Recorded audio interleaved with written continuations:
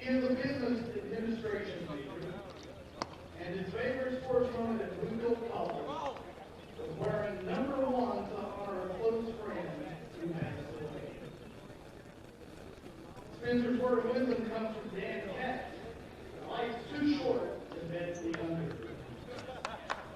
After graduation, Spencer plans to continue his education and impact youth baseball in his community. Ladies and gentlemen, Spencer Ambrose.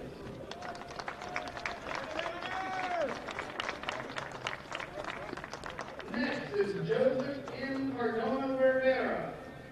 No, sir! Joseph is an exercise science and sports medicine major.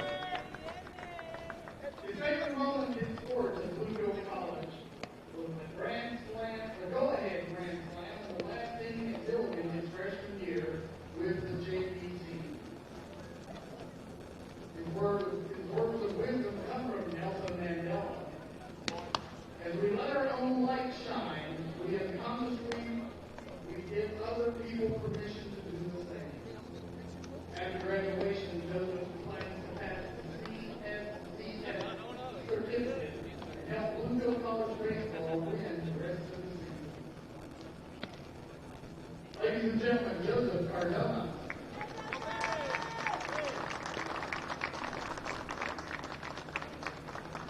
Next, we have Justin Coleman.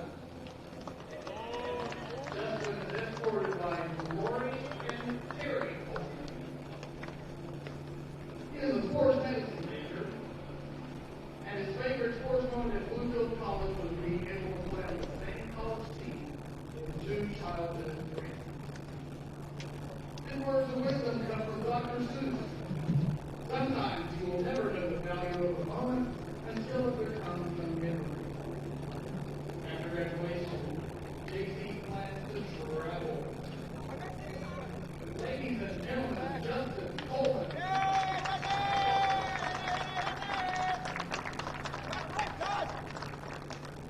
Our next senior is Elijah Irvin. Elijah is a sports medicine major. His favorite sports moment here at Bluefield College was the walk-off win at University. His words of wisdom come from Denzel Washington. Everything I have is by the grace of God, and nothing in life is worthwhile unless you take risks. Dream big and believe, because the biggest investment you will ever make in your lifetime is in yourself. Elijah plans to attend graduate school to achieve an MBA, and he hopes to become one of the top agents in professional sports, using that platform to give back and build his communities.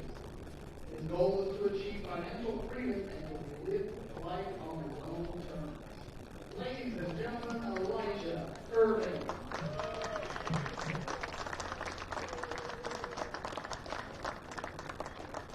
Our next senior is Stephen Easton.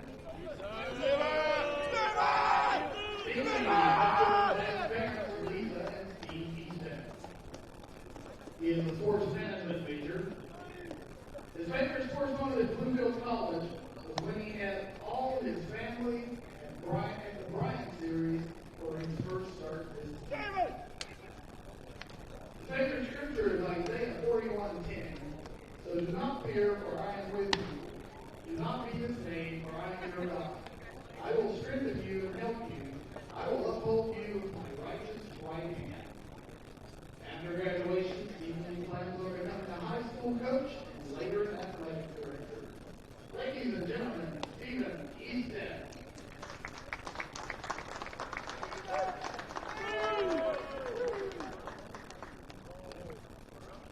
Our next senior is Cody Gartier. Cody is escorted by He is an exercise sports science major, and his favorite sports moment here at BC was getting a pinch running spot, stealing a base, and scoring.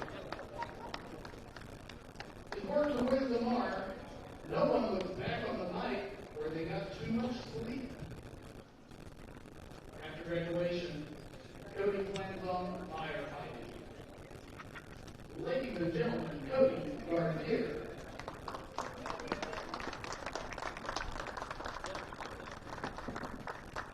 Our next senior is Aaron Hatch. Aaron is escorted by his brother, Tracy Hatch. He is a cybersecurity major, and his favorite sports moment was Elijah Lewis's walk-off double against Point. Aaron's favorite scripture is Deuteronomy 31:6. Do not be afraid or terrified because of them, for the Lord your God is with you. He will never leave you nor forsake you. After graduation, Aaron plans to begin a job search and go wherever the Lord may lead him. Ladies and gentlemen, Aaron Hatch.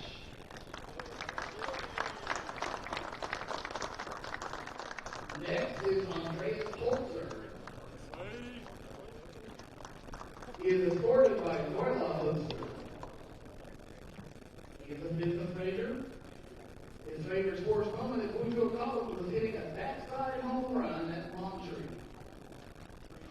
His words of wisdom are, the only true wisdom is knowing that you know nothing. After graduation, Andreas plans on going to law school. Ladies and gentlemen, Andreas Holzer.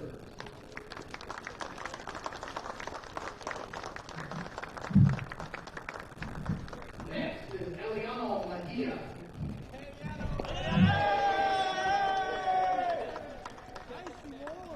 Ellie is a sports management major. His favorite sports moment at Bluefield College was the walk-off single against Pikeville in 2020. His words of wisdom are, if life were rare, all line drives would be hits, and all bloopers would be outs. After graduation, Ellie plans to coach and train little kids. Ladies and gentlemen, Ellie Mejia.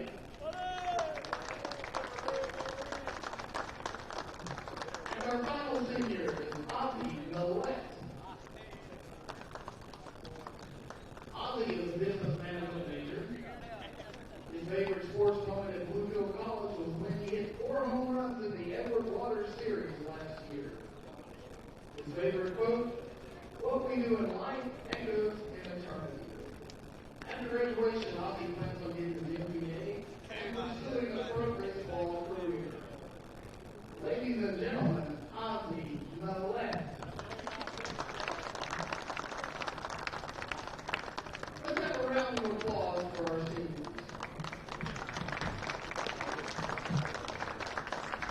We'd like to thank you for all you have done for Bluefield College and Bluefield College baseball. We wish you success as you journey along life's path.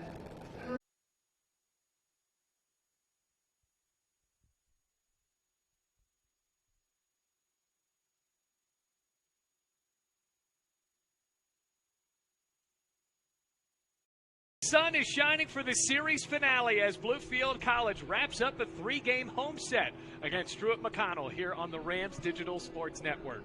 Hello, everybody. Bailey Engel here. Glad to have you with us here at Bowen Field for Game 3 of this AAC set between Bluefield College and Truett-McConnell. More importantly, it's Senior Day. A quick recap of how this series has gone so far. Yesterday, the doubleheader, well, it didn't go as planned for Bluefield College. The first game, the Rams were haunted by errors. And then the second game, despite a valiant comeback, Bluefield College fell short 6-4. But today, it is time to celebrate the careers of some big seniors for Bluefield College, wrapping up a great season for Bluefield here at home with a couple more non-conference games, but today is Senior Day. Now we get to talk about the seniors that have done a great job for Bluefield College over the past couple of years. A pitcher coming out of the bullpen for Bluefield College, celebrating Senior Day today, Spencer Ambrose. He will also be joined by another senior in Cody Gardier, another bullpen threat for the Rams. Aaron Hatch coming out of the bullpen for the Rams as well. Elijah Irvin celebrating his Senior Day today for Bluefield College. Ellie Mejia, the talented middle infielder for the Rams, he celebrates his Senior Day in front of a crowd here at Bowen Field. He is joined by Justin Coleman, think we're going to see Justin Coleman start on the mound today for Bluefield College, as well as Joseph Cardona, the talented catcher for BC. We'll have to see if he gets a couple of base knocks today, celebrating his senior day. A couple more seniors. Andreas Holzer, an outfielder that has wowed us with a couple of big plays in the outfield and some big hits as well.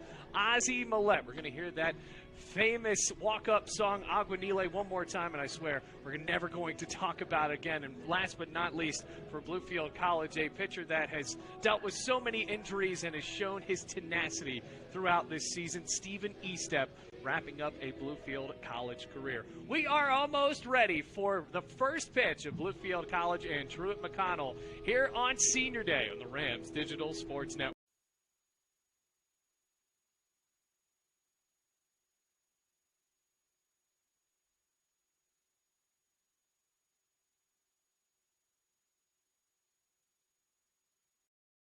At Bluefield College, you will experience a Christ-centered curriculum, community, and campus. Having over 40 academic programs, 18 sports teams, and a plethora of student organizations, the opportunities are endless at BC. With a 14-to-1 student-to-faculty ratio, students receive the personal instruction needed to help them succeed. You will know and be known as a member of the Rams fan.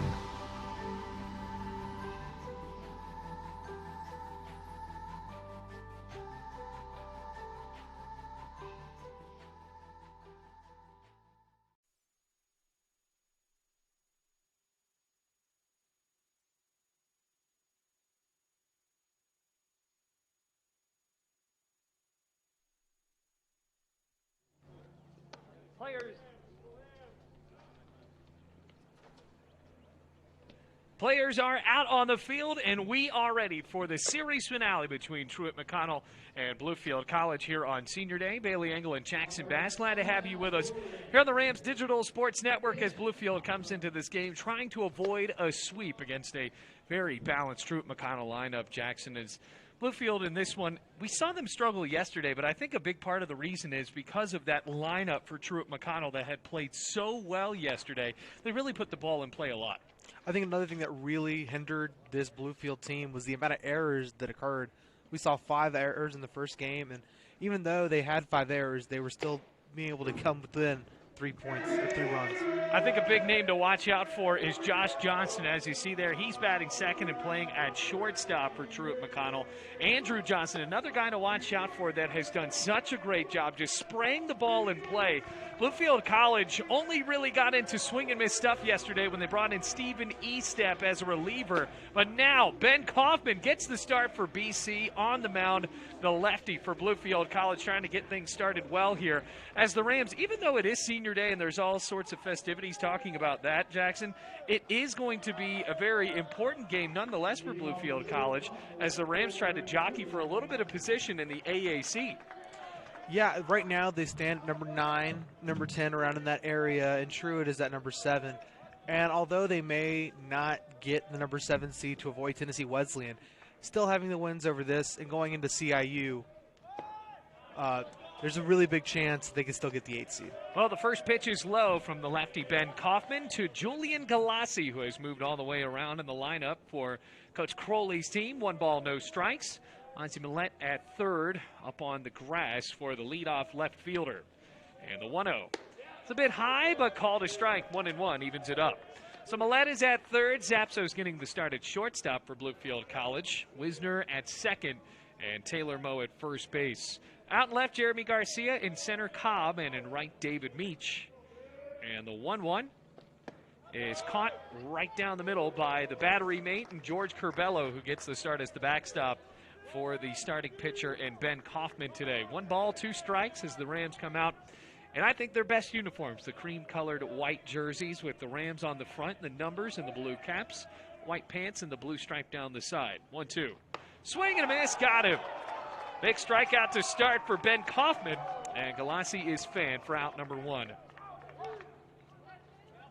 So Kaufman, the left-handed pitcher for Bluefield College, up against Josh Johnston. And Jackson, we had talked about him yesterday and how strong he was for Truett, as now the Bears come into this game 23-10. Johnston in that first game, where they got over the decade mark as far as runs, a double and 2 singles, scored 3 times in that first game. And the first pitch to the shortstop is inside. And then in the second game, a triple and a single drove in a run. Make it 2 singles, actually. What a lot of RBIs on the season, over 40, and he got 4 back yesterday. Here's the 1-0. Sales outside, 2 balls, no strikes, 1 out. Still scoreless here in the top of the first inning.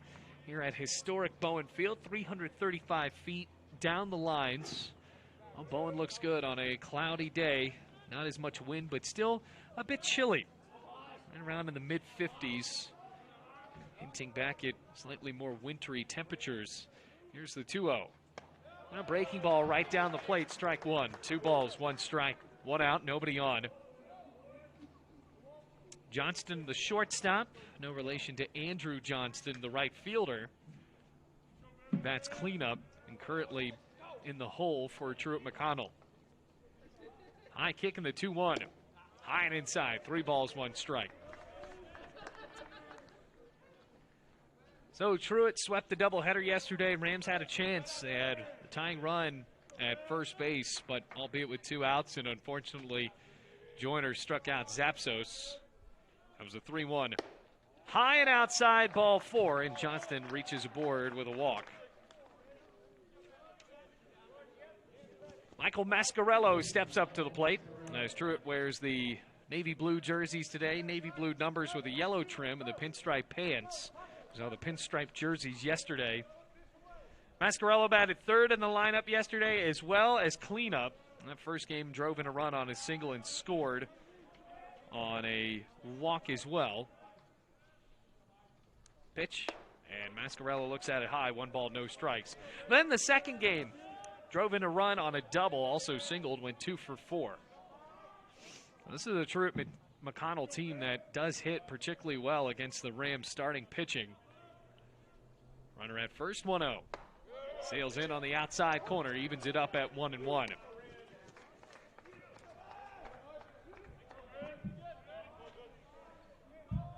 The Bluefield now 17-19, trying to get closer to 500. Actually make that 17-20. Ball goes inside. 2 balls, 1 strike, 1 out. Kaufman being pretty deliberate with a runner on base. Mo covering the bag. No pickoff attempts as of yet from the southpaw on the mound. Ready for the 2-1. Swinging a foul, tip off the body of Mascarello. Evens up the count at 2 balls and 2 strikes. We had a good amount of wind to the ballpark yesterday. Not as much today. Might help the pitchers that don't need to get any more help to some of these power right-handed hitters. 2-2. Outside, just misses high. And Kaufman has loaded up the count. 3 balls, 2 strikes, and 1 out. Well, the Rams, last conference home series of the year. Might have to throw out the whole bullpen today. 3-2, hit him. Right in the back, and Mascarello is on. So after starting out the ball game with a strikeout, Johnston and Mascarello have reached on a walk and hit by pitch respectively. Not a strong start for Ben Kaufman. No, not a strong start, but still no damage done as of yet. Bluefield, some of these starting pitchers, well, the starting pitchers have to rely on the field to make plays, and I think that we've already hinted at the errors really plaguing the Rams' chances to win Game 1 yesterday, because it's not like they didn't hit well. Pitch to Andrew Johnston goes outside, 1 ball, no strikes. And it seems that the starting pitcher Kaufman really is having a bit of a tough time finding the zone consistently. 1 ball, no strikes to Johnston. Lefty against lefty, 2 men aboard, 1 out. Rams hoping for the double play potentially to get out of the inning. And Kaufman pitches. Check swing, did he go around? Yes, he did. Strike 1. Something we saw in the second game that we didn't really see in the first game was the fielding. Fielding got a lot better in the second game. Yeah, there was only 1 error, but I tell you what, Jackson, there was nowhere to go but up with that, because 5 errors. And mind you, 5 errors committed by Bluefield in the first 4 innings, and the Rams still didn't lose by a sizable amount considering that. 1-1. Breaking ball, that nearly nicked him. Johnston said it did, and he'll get the call. So the breaking ball hits him in the pants leg, and now the bases are loaded. This is turning into a rough start. Johnston now joins at first base, and the bases are juiced for Mason Gaines, the DH. So no damage done on a routine ground ball here. Middle of the infield, still playing for that, still scoreless. Top of the first inning, 1 away. Mason Gaines is at the plate. Lefty-righty for Mason Gaines, the DH. And the first pitch, high and inside, 1 ball and no strikes. Gaines in the second game singled. He went 1 for 4. And in the first game only had 1 hit as well. Also with the sacrifice fly out to left field, nearly exited the ballpark on a grand slam, was about 5 feet away from doing so. 1 ball, no strikes. Bases are loaded for him here. They're in the final game of the series, and the 1-0. Swung on, ground ball straight at short. Zapsos lost the ball, and everyone is safe. Well, it goes from turning into a tailor-made ground ball for a 6-4-3 double play to the first run of the ball game, and everyone is safe. 1-0 Bears.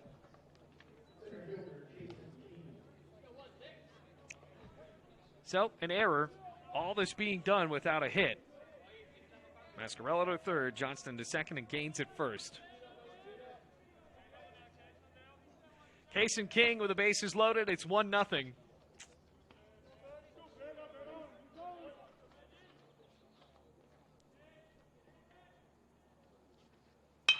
And that one's chopped on the left side. Back in to stab. Zapsos throws to third, skips away into the Truett-McConnell dugout. Ricochets off the dugout. Throw home, not in time, and the second run scores. Well, the second run scores on the play. Mascarello easily came in. Johnston slid past, reaching on the error, and make that another error on Zapsos in back-to-back plays. So now it's 3-0. And a tough start for the shortstop from upstate New York. 3-0 the score. Mason Gaines made his way to third. And advancing on the error as well, Case and King. So King gets on with a fielder's choice. He's going to get 1 RBI on the play.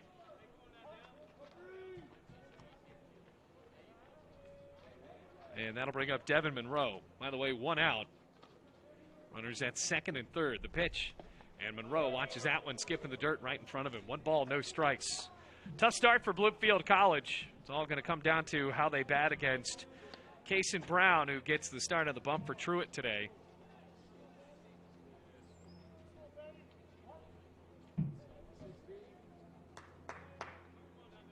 Two men in scoring position. Middle of the infield playing back. The pitch is high and outside. 2 balls and no strikes with 1 out.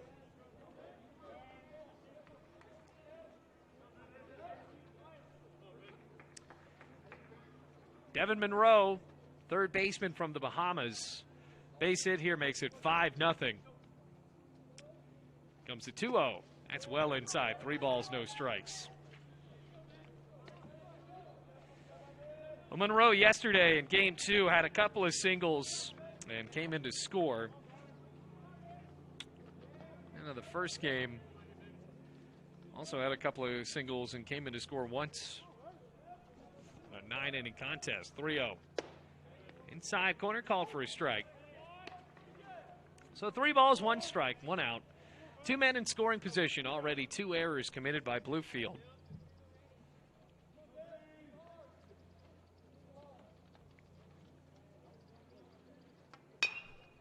Chopper first base side, that's gloved in foul territory. And now the count goes to 3 balls and 2 strikes. So a full count to Monroe, 1 out.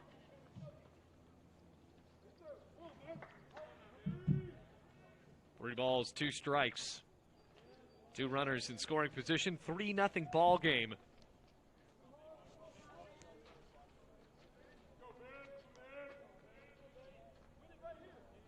Settles down, 2 men in scoring position. Kaufman delivers. And the payoff hits the dirt. So, all 3 runs coming across thanks to errors, fielders' choices, and walks. Will Ingram up to the plate. Bluefield once again hoping for that double play potentially. And Garrett Schilling, the pitching coach for Bluefield College, comes out of the dugout, wants to talk this one over.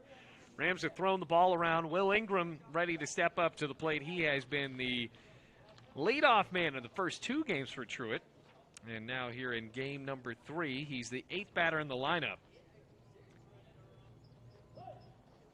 Well, Kaufman certainly isn't having a banner inning, Jackson, but you still got to get a little bit of help from your infield. Yeah, and this is where we saw in the first game a lot of the struggle. Although Arguello pitched very well, he still needed his field, and we saw some struggling in pitching in the second game.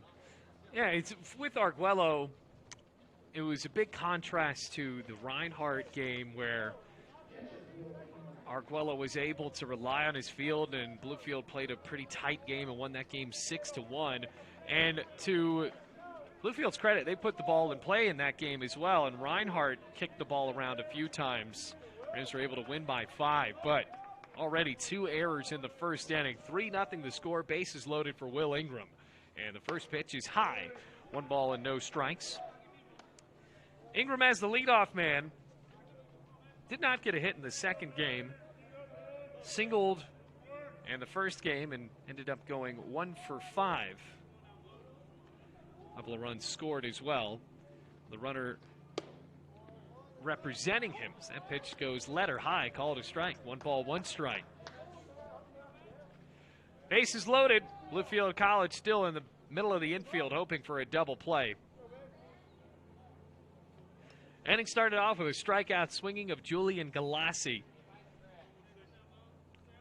This is the 7th batter in a row.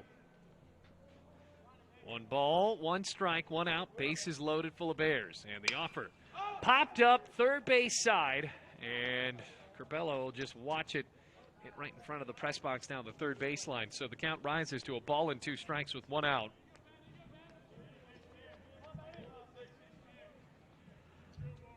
Three nothing the score.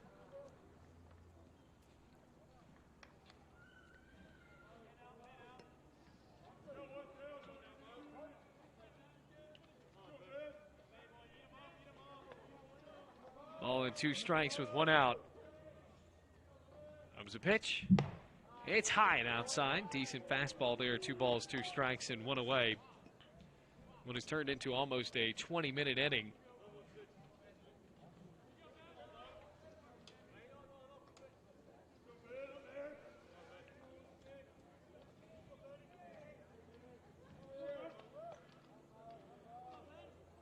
Two. Swinging a soft roller through the right field in a base hit again. Gaines comes in to score. Here comes King, and it's 5-0. Well, Mo almost got the scoop. He was playing up a bit far. Wasn't able to get it, and the inning continues. That's the first hit of the ball game.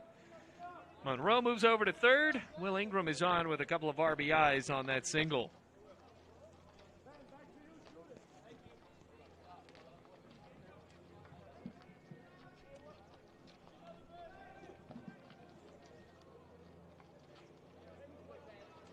So, Rams still need 2 more outs. Now the 9th batter of the inning for Tanner Griffith.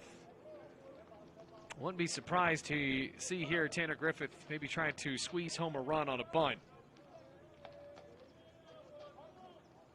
We have seen him try to do that before. Griffith up to the plate with 1 away, and the first pitch shows bunt and lays it down first base side for the first strike. So he is going to try to squeeze it home. No balls, 1 strike, 1 out. Runners on the corners, 5-0 already the lead for Truett-McConnell.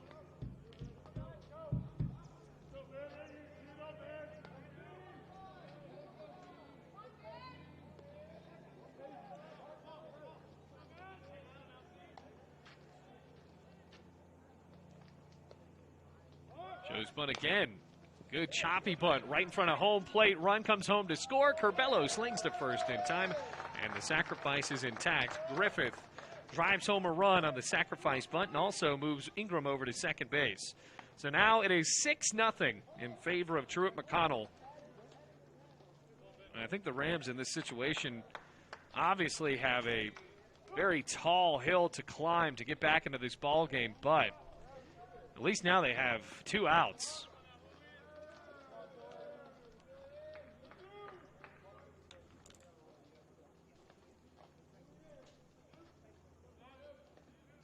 Back to the top of the lineup with Galassi. And waves through that one. No balls, 1 strike.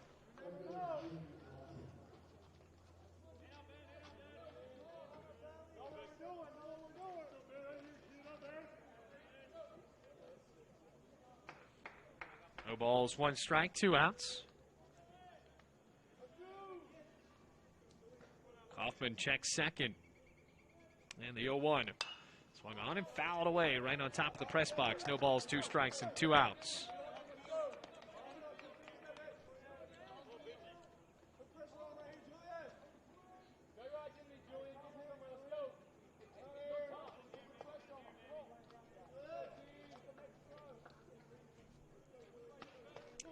So Galassi trying to avoid being 2 outs in the same inning. 0-2. And he drills that one on the ground right up the middle, base hit. Runner coming around third, and he will get there. 7-0 Truett-McConnell.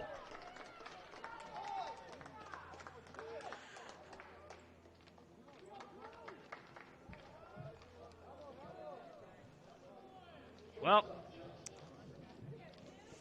really could not ask for a more tough inning if you're Bluefield College. Josh Johnston up to the plate. We are still in the top of the first, ladies and gentlemen. No balls, 2 strikes, 2 outs. Johnston reached on a walk. First pitch to the shortstop, right down Broadway, strike 1. There are 2 outs on the board, 7-0 already. Truett has scored 7 runs on just 2 hits. Kaufman checks and deals. And a breaking ball. That almost hit Johnston again.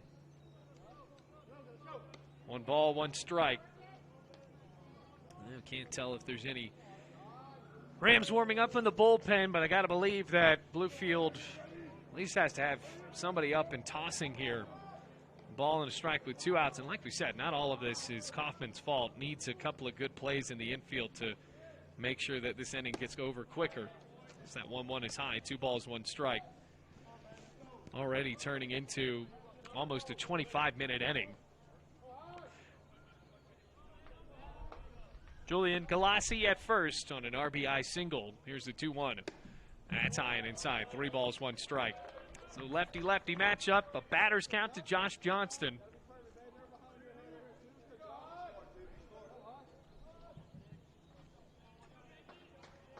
Three balls, 1 strike. Galassi ready at first base. Kaufman deals.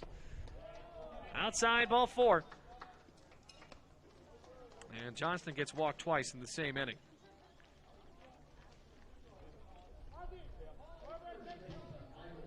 Fourth walk of the inning. And now the entire staff is going out to the bullpen. That'll be tough for Kaufman to notice that. Mascarello up to the plate. 7-0 the score. First pitch, Mascarello chops it over to third. Tough hot Millette. He jogs over to the base, and the inning is finally over. 7-run score on 2 hits, 2 errors, and a couple men left on base. We will head to the bottom of the first. Rams coming to bat for the first time in this ball game here on the Rams Digital Sports Network.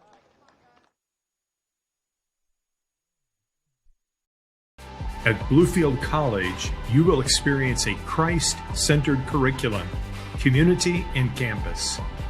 Having over 40 academic programs, 18 sports teams, and a plethora of student organizations, the opportunities are endless at BC. With a 14-to-1 student-to-faculty ratio, students receive the personal instruction needed to help them succeed. You will know and be known as a member of the Rams fan.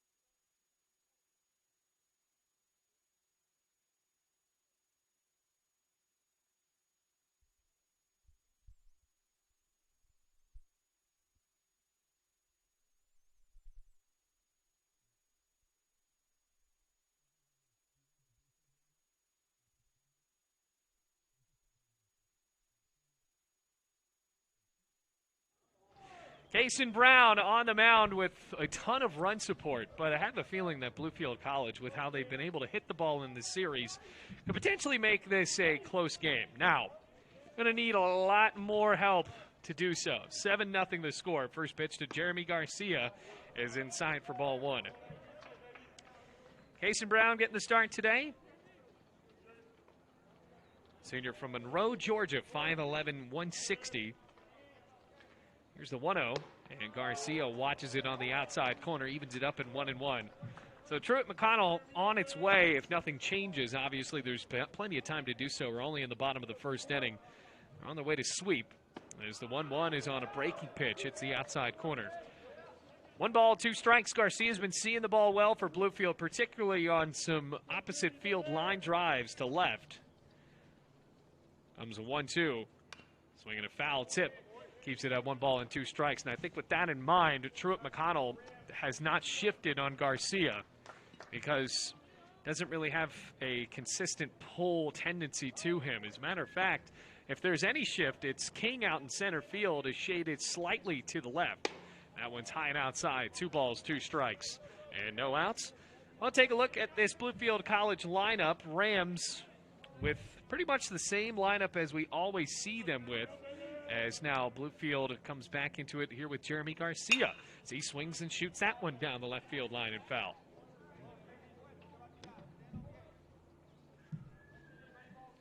Even count at 2-2. And the only difference you might have noted, George Curbelo is the catcher today, batting in the 8th spot for Bluefield. Count at 2-2. Garcia, the lefty, awaits. And that one's low. Wow, that was very close. Good take there, apparently, for Jeremy Garcia. It's a full count. Nate Cobb on deck. Ozzie Millette in the hole here in a 7-0 ball game. Comes a payoff. Swung on and chopped over to short. Gobbled up there. Throw to first. Long stretch. Mascarello got his foot back on the bag in time. No. Throw that nearly took him off of the bag, but Johnston able to get him anyway. And now there is one away. So a decent plate appearance there for Jeremy Garcia. Throwing a few extra pitches. Bring up Nate Cobb in this 7-0 ball game. And I think that Bluefield wants a quick conversation between the home plate umpire and the first base umpire to discuss what they saw here. Now, remember, here at the NAIA level, and this isn't news to you, obviously, is the fact that Bluefield College cannot review this one, but yet the home plate umpire calling him safe. So Jeremy Garcia is going to be on with an infield single, apparently, or will they call it an E6? I think they just called it out again. They're teasing us. Okay, and now here we go. First base umpire, and this is the beauty of NAIA sports, and maybe somebody will be able to hear us. We're not playing at Yankee Stadium, folks, so it's not like there's 10,000 people here that are going to drown out what you can hear on the field. Mike White is giving the first base umpire a little bit of gruff because the first base umpire signaled safe, and he said, oh, I signaled the wrong signal. Now, can you imagine if that happened in a big league game? No, it's obviously not. First pitch to Nate Cobb, breaking ball in the outside corner, strike 1. So Garcia, with a whirlwind of emotions there, has to go back into the dugout, and Mike White said, well, you got the signal wrong the first time. Comes the 0-1. Cobb chops it foul. No balls, 2 strikes. Senior day here at Bluefield. Only senior in the lineup that is celebrating today in the batting lineup is Ozzie Millette. Comes the 0-2. Sprayed left side. That drops in. Fair for a base hit. Nicking the chalk. Nate Cobb racing around first. He will get there with a stand-up double. Good job by Nate Cobb turning on the Jets as well. That ball just landed in fair, but fair nonetheless, hugging the line. And now Bluefield has its first hit of the ball game. 7-0 the score. Ozzie Millette comes up to the plate.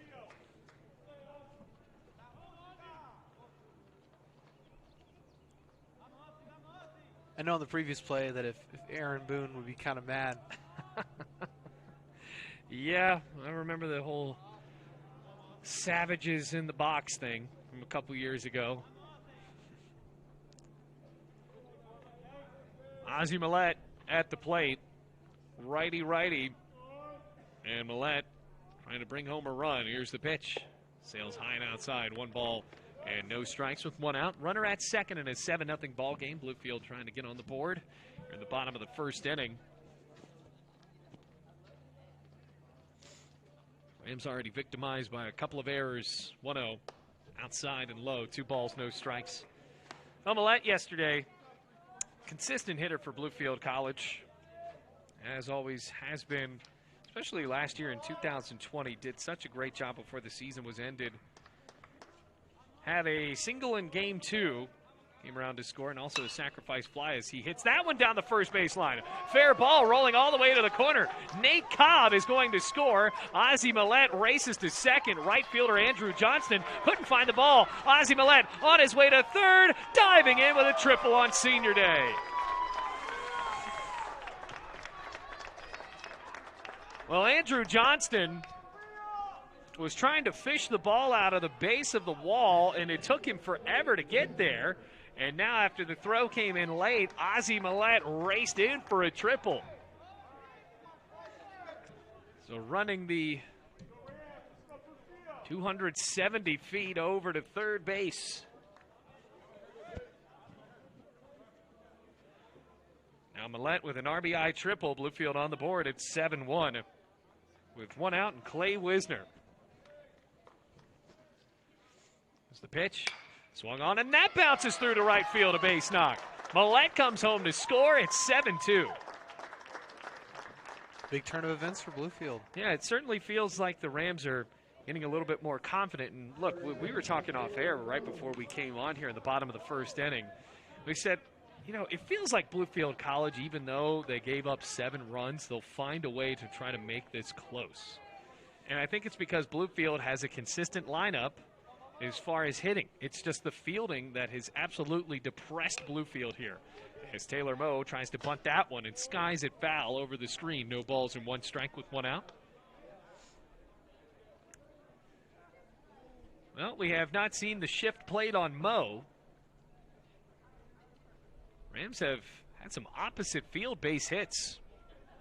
Pitch outside and called a strike. Hit the top left corner. So no balls, 2 strikes. Every batter for Bluefield that has had a hit, so the 3 hits in a row that we have seen have gone opposite field. See if Moe can do that. The 0-2. And it's high. 1 ball, 2 strikes. Mind you, other than Wisner's, I mean, Ozzie Millette and Nate Cobb's were both inches fair, and they were perfect as they went into the corner. Cobb got a double, Millette with a triple. Wisner squeaked on with a single. 1-2. That one is pulled for the first time, and it's foul. Gloved over in foul territory on a hop by Mascarello.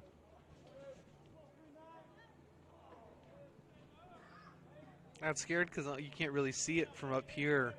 I thought it just went right into the guy's glove. Yeah. Well, a couple of these quick chops. See if Moe's able to pull it again. 1-2. Pops it up. Sky high, third base side. Moe gives chase, but watches that one ricochet right in front of the PA booth. Ball and 2 strikes, 1 away.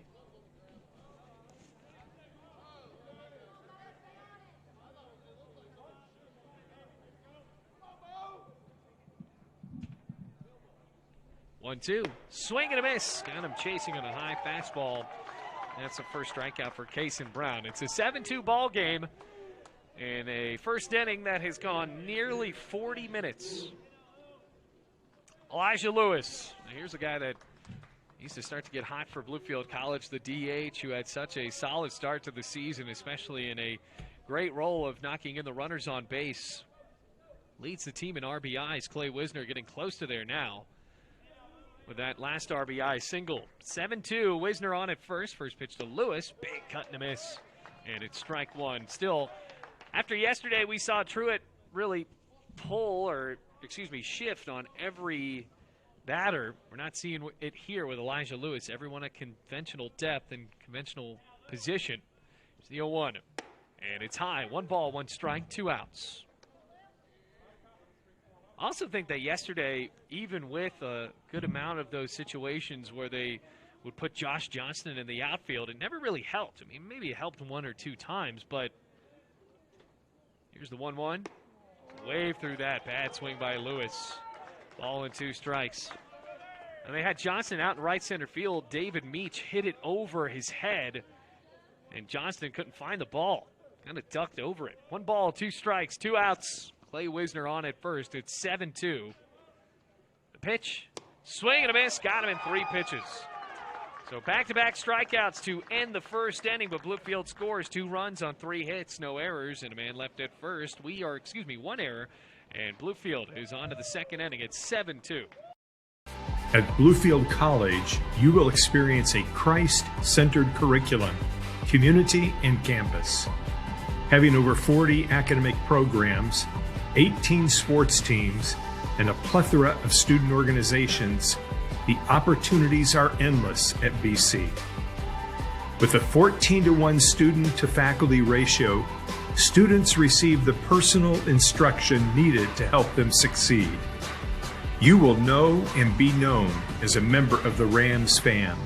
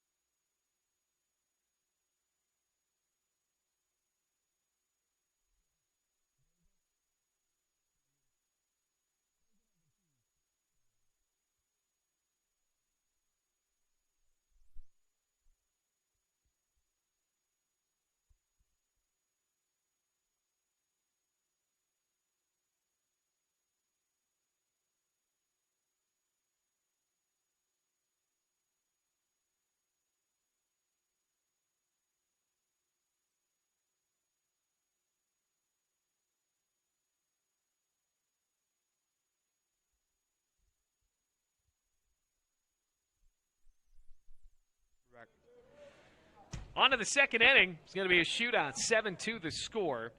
4-5-6 due up, and Andrew Johnston, 7 runs scoring on just 2 hits there in the first inning. First pitch from Kaufman, who's still in the ball game, deals just a bit inside, 1 ball, no strikes. Well, even with the 2 errors, Kaufman trying to settle in a little bit here. He did have 4 walks and a hit batsman in there in that first inning. 1-0, swinging a foul tip, driven back. Johnston was one of those 4 walks. As a matter of fact, Josh Johnston was walked 2 times in that first inning. But the Rams kicked the ball around again a little bit. 2 errors, and oddly enough, Bluefield College has more hits despite being down by 5 here in the second inning. Here's the 1-1. Outside corner, ring it in for a strike. Good pitch by Kaufman. Count evens up at a ball and 2 strikes. We'll see Andrew Johnston, Mason Gaines, and Kaysen King. Nobody on. And the 1-2. Skips into the dirt. Curbelo keeps in front. 2 balls, 2 strikes, no outs. Good day for baseball. Sun trying to fight its way through the cloudy skies here in West Virginia.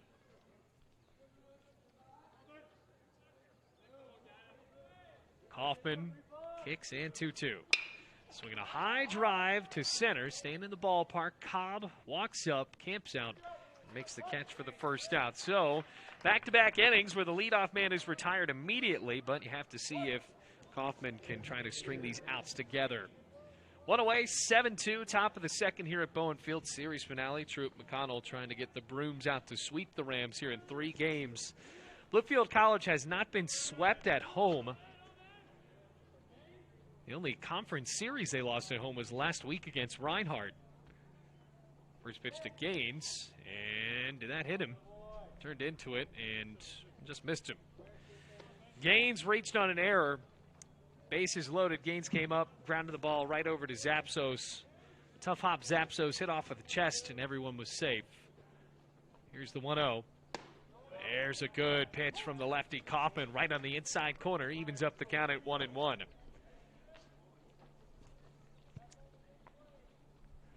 Ball and a strike, 1 out. Comes the pitch. Another good one, top right corner. And Gaines has to defend here.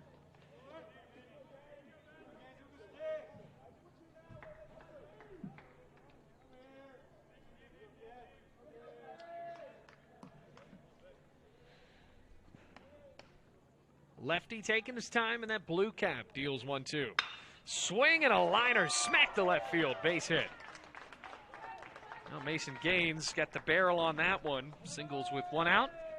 Well, Bluefield College once again can hope for the double play to back them out here at the top of the second inning. It's 7-2.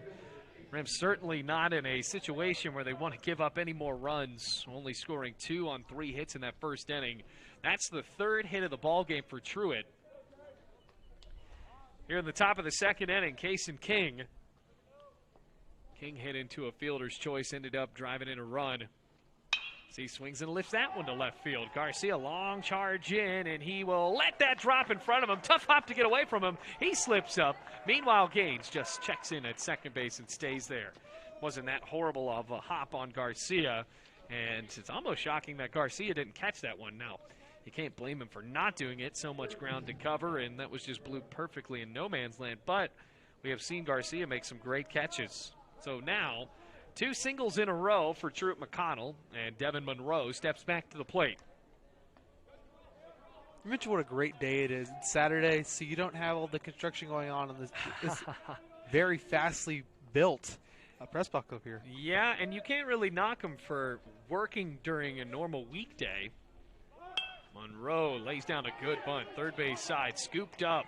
Throw off the glove of Mo. Picks it up, and now the bases are loaded. Well, I think for Monroe there, that might be good enough to be scored as a hit. And nope, it's going to be an error. Error on the throw. Either way, Monroe's going to make that play tough with his legs.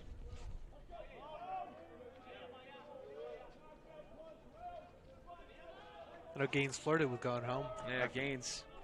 I think that Taylor Moe's the guy that really saved that play because he jumped up and gloved the ball down. That ball had the potential of sailing right behind him and ricocheting out to right field, in which potentially 2 runs come in to score. But instead, the bases are loaded. 3rd error of the ball game. And here's Will Ingram, who drove in 2 runs on a single his last time up. First pitch to the catcher, turns into it. Curbelo lost the ball and finds it right behind Ingram. 1 ball, no strikes, 1 out, 7-2 the score. Top of the second inning. But unfortunately, this is reminiscent of what we saw yesterday. Truett scoring 7 is the biggest inning we have seen throughout the series, but well, the Bears have had innings just like that. 4 runs, 5 runs. Yesterday, in Game 2, they scored 5 runs in the second inning. 1-0. Swinging a bouncer through to right field, base hit. Runs are going to score. Here comes Gaines. He's in. King to the plate. He scores as well. And Will Ingram now has 4 RBIs. Starting to be quite a day for Will Ingram. And if I'm not mistaken, that's the exact same place he hit it last time, in the exact same scenario. Runner comes on to represent him. So now it's 9-2. Back to a 7-run lead. Runners on the corners as Monroe got to third base. And Kaufman's day is going to be done. Mike White out of the dugout. We're going to take a break. Kaufman coming out, new pitcher coming in for Bluefield College. We're going to be right back to let you know who it is. Top of the second, and it's now 9-2 in favor of Truett.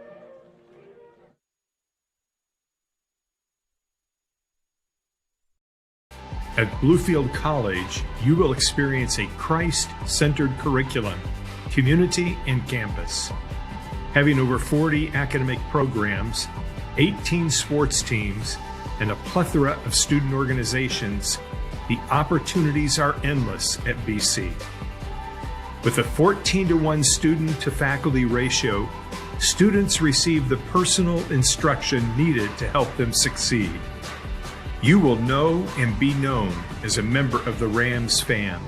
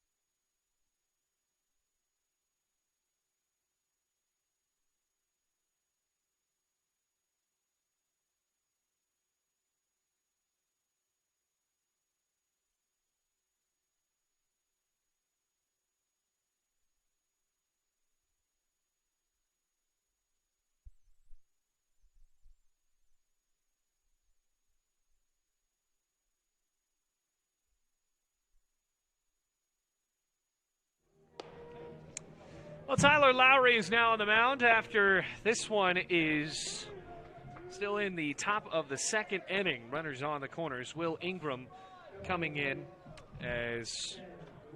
singling and driving in 2 runs. Tanner Griffith up to the plate.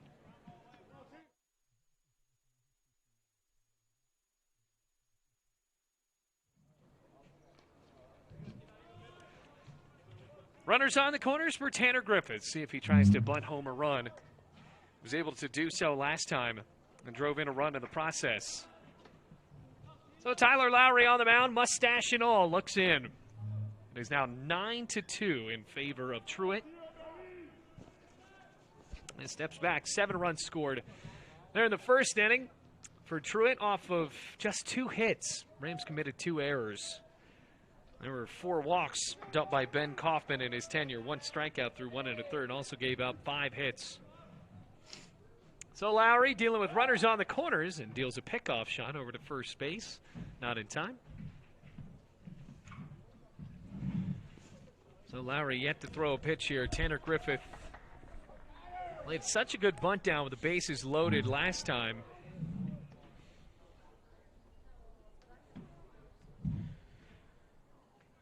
Steps and deals. Bunt laid down again. First base side. Mo turns, throws to first in time for the second out, but 10th run comes home to score. It's another sacrifice for Griffith.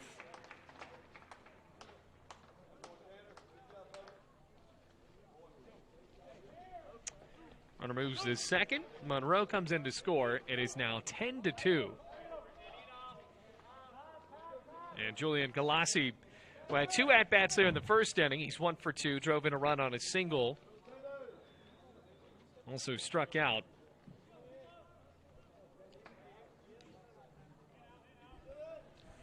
Two outs, by the way. Here we are in the top of the second inning. Lowry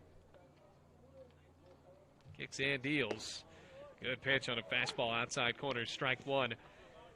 So the count at 0-1 with 2 outs. Galassi already batting for the 3rd time, and we are just in the second inning. Well, Bluefield College down 10-2. It'll be such a shootout in this one. I already scored a run there, or a couple of runs, that first inning. We're looking at a 5-hour ball game here. Outside corner, strike 2. You know, Jackson was watching my alma mater last night, Virginia Tech. That game ended up being 15-11. And I got to think that today we might be in for a similar treat. As Jessica Street groans, our camera operator. How long did that game last? Oh, it lasted a long time. Outside corner, strike 3, and the top of the second is over. 10-2 the score. We're on to the bottom of the inning. Rams trail by 8. We come back. Lowry getting a big strikeout there. At Bluefield College, you will experience a Christ-centered curriculum, community, and campus. Having over 40 academic programs, 18 sports teams, and a plethora of student organizations, the opportunities are endless at BC. With a 14-to-1 student-to-faculty ratio, students receive the personal instruction needed to help them succeed. You will know and be known as a member of the Rams fan.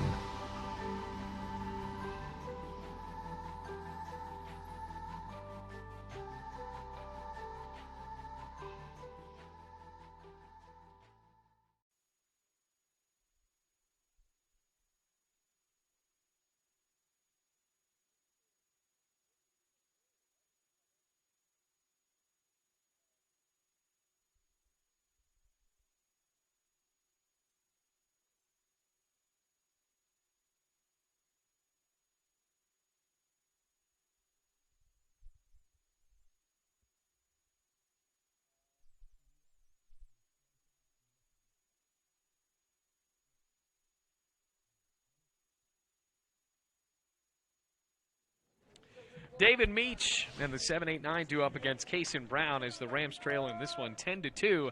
And there is the shift that we have come to know and love. David Meach yesterday, mind you with this, Josh Johnston, by the way, Shout out to his family, saying something nice in the chat. Out in right center field to try to combat a pull here from David Meach. So they are in position to try to get an out here with 4 outfielders. Nobody's on the third base side. If David Meach lays down a bunt opposite field, it's a double. And that one is in for strike 2. So no balls, 2 strikes. Take that away. Monroe is to the right of second base. There is literally no one on the left side of this infield. Here comes the 0-2. Just missed. I didn't miss by much. 1 ball, 2 strikes. I think David Meach sort of held his breath there. He has been batting well for Bluefield College, though. Leads the team in average. Has considerable pull power. 1-2. Breaking ball high and outside. 2 balls, 2 strikes. Remember that home run against Rio Grande, and then continue with a couple of other extra base hits yesterday in the doubleheader sweep loss. Now here comes the 2-2 from Kaysen Brown. Swinging a bouncer ripped on a pull. Good hop into the outfield. Throw to first from Griffith in time. So the pull works that time. And still off of a tough hop for Tanner Griffith. He's able to snag it about 5 feet deep into right field, and now everybody goes back in a conventional depth and conventional position. So George Curbelo, I think that Curbelo is due for something. I mean, almost went yard against Rio Grande on a ball hit to the power alley. Big swing and a miss, and I think that Curbelo knows that. It's got a lot of pop. Down 8, though. Rams are going to need a few more bloops and a few more blasts to get back into this one. 0-1. Outside. 1 ball, 1 strike.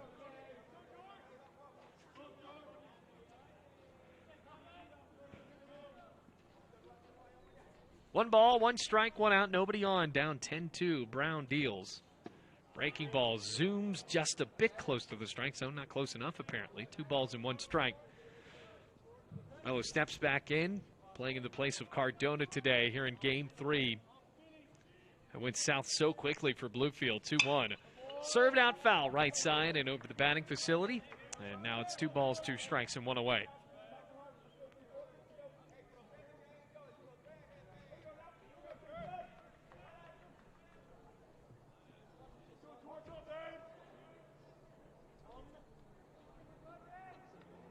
Kick and the pitch, swinging a roller up the middle. Could be a tough play. Josh Johnston scoops and bobbles.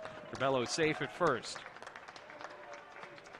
I believe they're going to rule that as an error for Truett.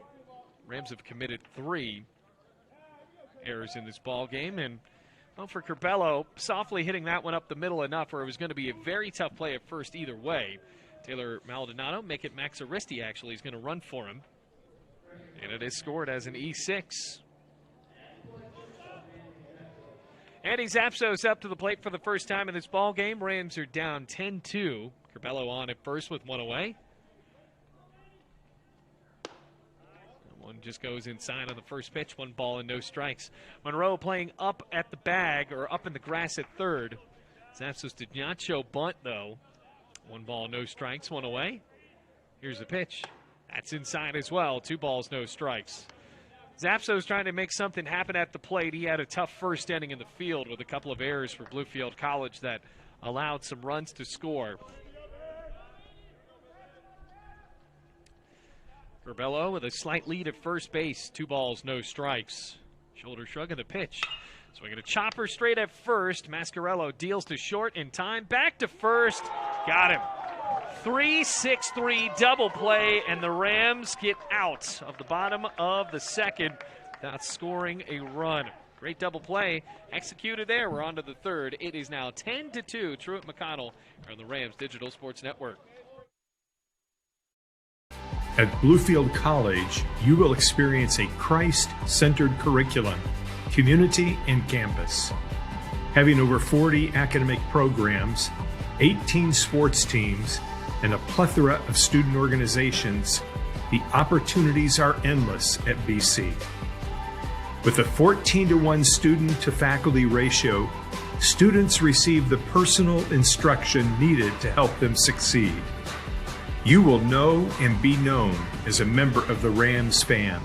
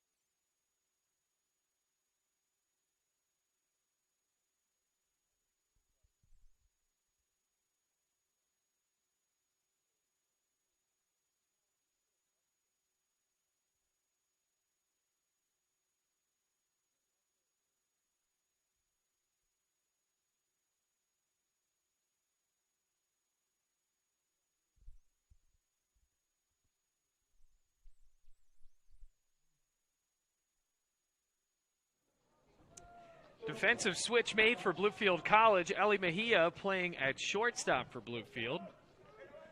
And he is celebrating senior day. So now playing as shortstop, Bluefield College taking out Zapsos, who just hit into a 3-6-3 double play. Here we are in the third inning. And the inning begins with a strike called on Josh Johnston. Count goes to no balls, one strike. It'll be the 2-3-4 due up. Johnston's already been walked twice in this ball game, both by Ben Kaufman, who only was in for an inning and a third. Comes the pitch. That scoops in the dirt. 1 ball and 1 strike. Well, Kaufman gives up 10 runs. Jury is out on how many of those were earned, but definitely not all of them. 1 ball and 1 strike. Lowry has been a pretty reliable reliever for BC this year.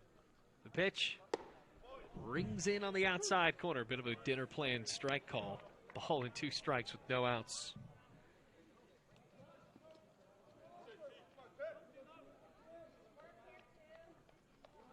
Mejia waiting at shortstop. We've seen a couple of those switches throughout the week. Here's the 1-2.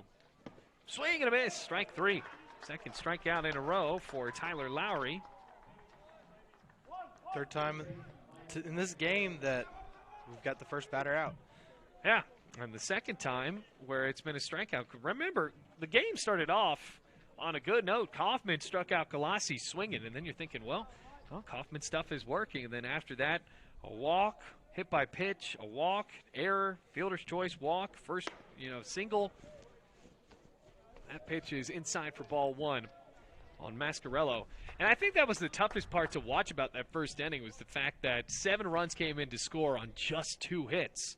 The Rams are, after the end of the first inning, we're out hitting Truett-McConnell. That one rings in on the inside corner, evens it up at 1-1. But now Truett with a couple more hits there in the second inning. They scored 7 in the first, 3 in the second. Mind you, every single base hit has just been a single. The 1-1. Lifted down the right field line. Could be trouble. Long chase for David Meach. That drops in fair. Meach gets it on a hop, and to Meach's credit, on a good scoop there, keeps Mascarello at first base instead of extending that one into a double. So there's a single in the top of the third inning. 10-2 remains the score.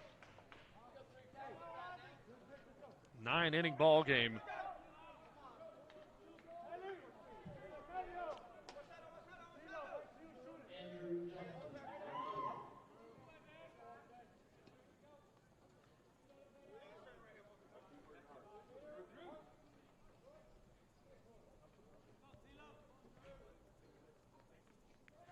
Here's Andrew Johnston. First pitch is high and outside. 1 ball, no strikes, 1 out. 10-2 the score. Truett-McConnell. They have been really seemingly the better team in these first 3 games. Here's the 1-0. Fastball high, but called a strike. Evens it up at 1-1. But I think that the Rams certainly have done a good amount of these. The deficits are a result of their own mistakes. And we saw yesterday, even with the 5 errors, Bluefield had chances down the stretch of that ball game to really tie it up and just were not able to. So I think that Truett-McConnell's bullpen flexed a little bit, especially in the last two games, later ends of those two games. 1-1 is shot out to left field, base hit. Garcia gets it on a hop. Everyone's safe, second and first. Mascarello at second, and Johnston on with a single.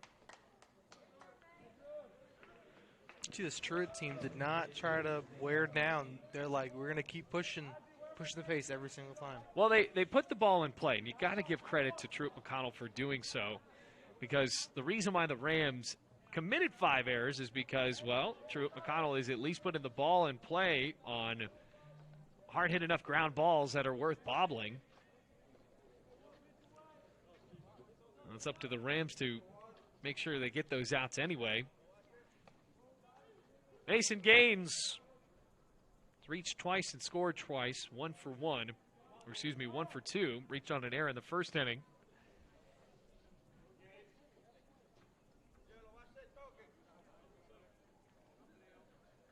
Two men aboard, one away. Back-to-back singles, 10-2 ball game. Lowry taking his time, Millette playing up at third. Mo playing in front of the bag at first. And the pitch. Curves outside, kicked in front, Curbelo. Everybody stays where they are. Out a ball and no strikes.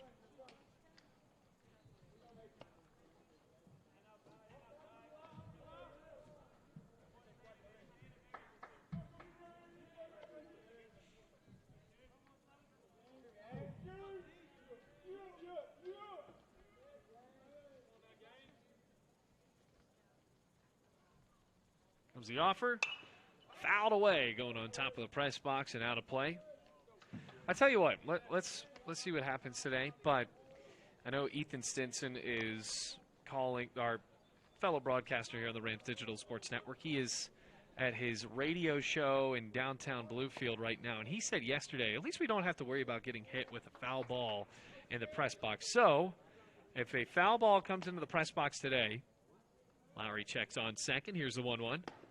There's a strike in the outside corner. Good pitch, showing a comeback fastball. 1 ball, 2 strikes. We'll keep the ball and hand deliver it to him at his place of work today. Deal? That sounds like I'll drive over there. Ball and 2 strikes with 1 out. Hopefully we don't get a black eye like Christina Sanchez. Oh, I know. That Christina Sanchez fouled off a pitch into her occipital lobe. It's a bit inside. 2 balls, 2 strikes. And I tell you what, that is one of the tougher stories I have heard in my time at Bluefield College. Fouled it off of her face and hit a home run after taking a break. Obviously, she just got hit in the face. Hit a home run after that. Softball yesterday split the doubleheader against Union. A good job by softball after losing that first game 12-0. Came back and won the second game 2-0. Fouled away again. Gaines staying in there. 2 balls, 2 strikes, and 1 away. That's the NAI. I don't know if that's the NAI as much as it's just the sport of softball. I mean, it all depends on your pitcher gets into a groove. And how about a couple of days ago when they played Truett-McConnell? We got to call those games. Truett-McConnell was a top 25 team in the country. Rams scored 5 runs on them in the bottom of the 6th inning. Came back to win 5-4.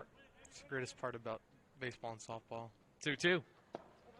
That's in the dirt. 3 balls, 2 strikes, 2 men aboard, and a ball away from loading up the bases. And, I mean, going along with the theme there in that game, Truett-McConnell, they kicked the ball around in the 6th inning, and Bluefield College did not let up. They put the ball in play so many times. Here in baseball, it's been the flip side. Here's the payoff. Swung on, popped up right field side. Mo chasing towards the batting facility and makes the catch. Mo throwing out the glove and catching it as that one almost nicked the net. It is called an out, and Gaines has to take a long walk back into the dugout. So Bluefield College trying to get out of Dodge here in the top of the 3rd inning with the only scoreless frame so far. 2 men are aboard, though, for Case and King. Mascarello at second, Andrew Johnson at first off of his single. Talk about Taylor Moe. He's consistently been willing to just do about anything to catch those foul balls. Right, and having good awareness of where he is as well. Feeling for the wall, found the ball, got it. First pitch to King. Good frame job by Curbelo. Wow, that's called a strike. No balls and 1 strike. That just nicked maybe the outside corner. Curbelo fought the ball back in there. So Kason King, 1 for 2 today with an RBI and a run scored. 2 runs scored, actually. No balls, 1 strike, and 2 outs.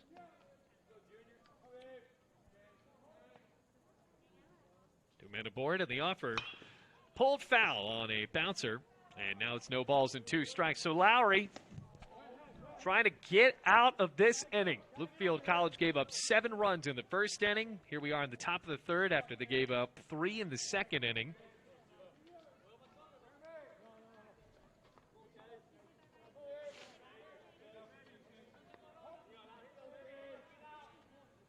Got it 0-2.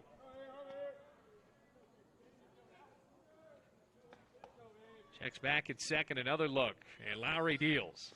Breaking ball kicked away by Curbelo, and that was the world's worst ricochet. Allows both men to advance on the wild pitch. On the breaking ball that seemed like it hit right off of the cleat of Curbelo, and now 2 men are in scoring position. So a base hit makes this 12-2, and then we're starting to think in mercy rule territory here. That'll only be done by the 7th inning, though. 1 ball, 2 strikes, 2 outs. It's an 8-run ball game. Lowry looks into Curbelo. Here comes a 1-2. Once again in the dirt, Curbelo kicks that one in front. Evens up the count at 2 balls and 2 strikes with 2 outs and 2 men in scoring position. 10-2, Truett-McConnell leads.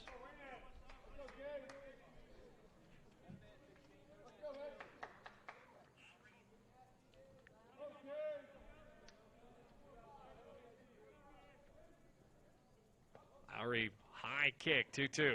Swinging a chopper, dealt on the second base side. Big hop to Wisner. He gloves, throws to first in time, and the side is retired with a scoreless frame. No runs on 2 hits. No errors, and 2 men left in scoring position. After 2.5, it's 10-2 Truett. At Bluefield College, you will experience a Christ-centered curriculum, community, and campus. Having over 40 academic programs, 18 sports teams, and a plethora of student organizations, the opportunities are endless at BC. With a 14-to-1 student-to-faculty ratio, students receive the personal instruction needed to help them succeed.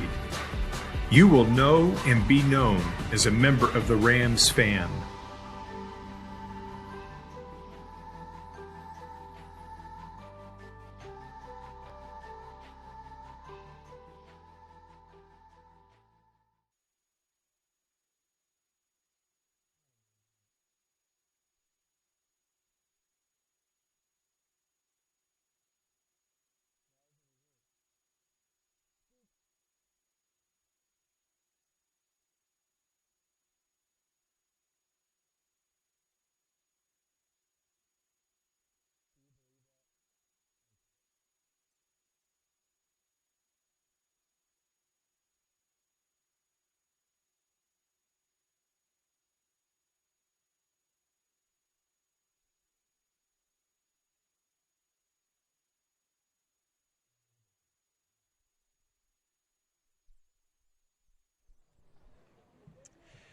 Bottom of the third inning, Bluefield College trying to put a dent into this 8-run lead. Long ball game so far, and we are back at the top of the lineup with Jeremy Garcia. Almost legged out an infield single. First pitch to him. Creeps in on the inside corner from Kason Brown. And the count runs 0-1. It'll be Garcia, Cobb, and Millette. Remember last time Garcia almost got on. Here's the 0-1. Outside and low, 1 ball and 1 strike. It was a stretch from Mascarello. He was taken off the bag, and the first base umpire had said he did get back to the bag. But then, here comes a 1-1. Skips in the dirt, 2 balls and 1 strike. And then when they had talked about it in a conference, they then said, oh, he was safe. And then went back on it. He's like, oh, I signaled the wrong thing. So that was emotionally tumultuous. 2-1, breaking ball, cut right into the zone. 2 balls, 2 strikes, even it up on Garcia.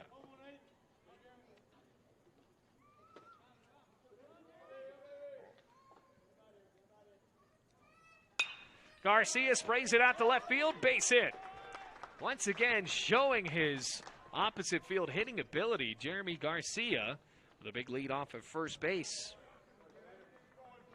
Going to bring up Nate Cobb for Bluefield, who doubled down the left field line his last time, just nicked in on the chalk. Well, the Rams down 8, despite only being out hit by 2 hits. Truett has scored 10 runs, 7 hits, no errors. Bluefield 2 runs, 5 hits, and they've committed 3 errors.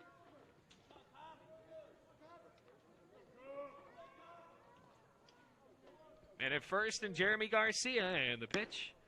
Scoots outside and low. 1 ball, no strikes.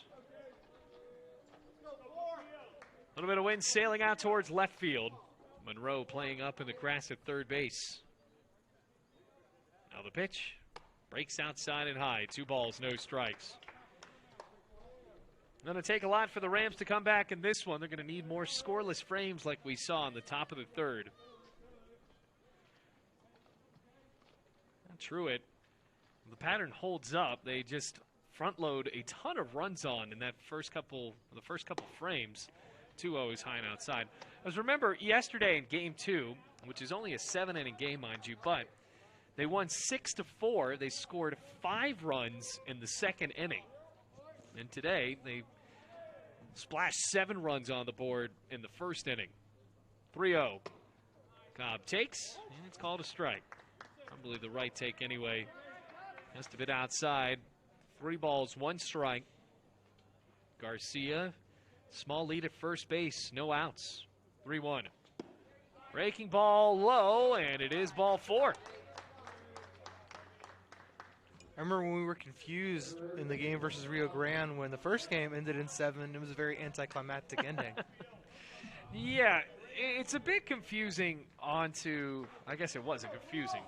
It's just the first time we had at home, actually, a doubleheader in non-conference play. So non-conference doubleheaders are only 7 innings a pop. The conference doubleheaders, there's a 9-inning game, and then the second game is a 7-inning game.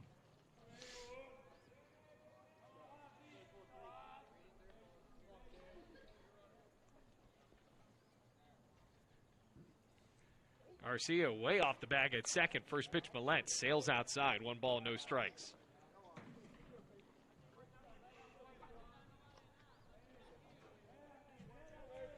Ball and no strikes. Millette tripled his last time and drove in a run. Pickoff. Nope, just Cason Brown with a quick turnaround. 1 ball, no strikes. Jeremy Garcia at second base on a single. Cobb at first on a walk. And Millette scorched one down the first baseline into the corner his last time up. Comes the 1-0. Breaks just a bit high and inside, and Brown is really struggling to find the zone here. There is a righty warming up in the bullpen for Truett.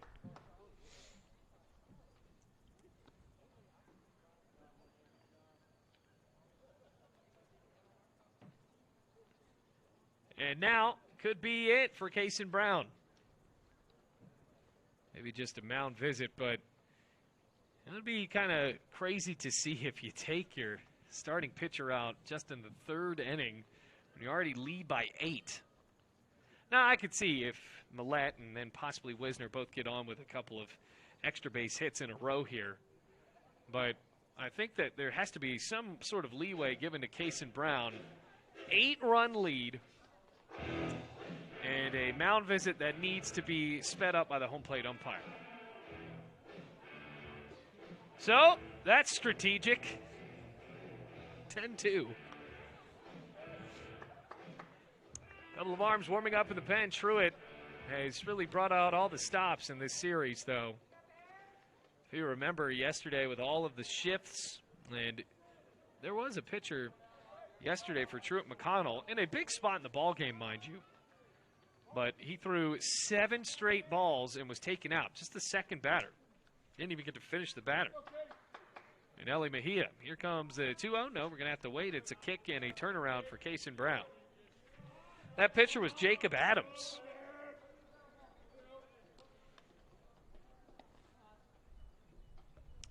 And warming up is Evan Gravitt, the right-handed pitcher, potentially take out Brown here. That misses outside. 3 balls, no strikes. So the Rams down 8. Could load up the bases here. Ozzie Millette has not seen a strike yet. 3-0. And that's high as well, and the bases are loaded. That's only the second walk today, Jackson, by Kason Brown. 2 in a row. He's done a really good job of pitching in this game, and his field has done just an amazing job as well.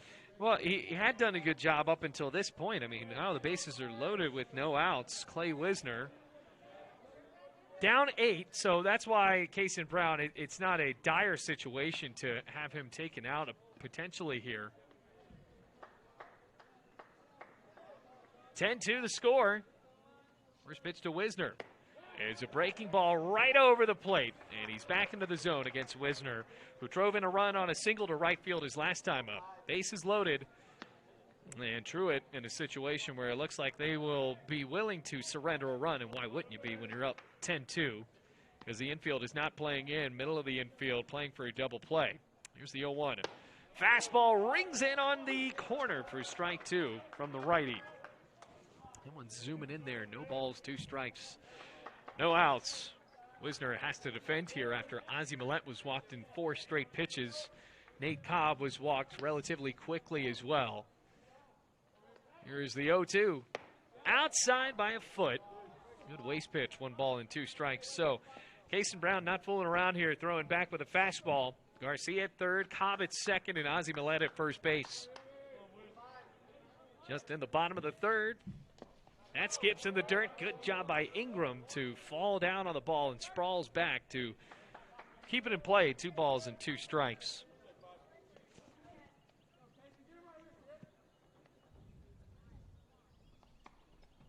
Even count. Rams down 8. 2-2.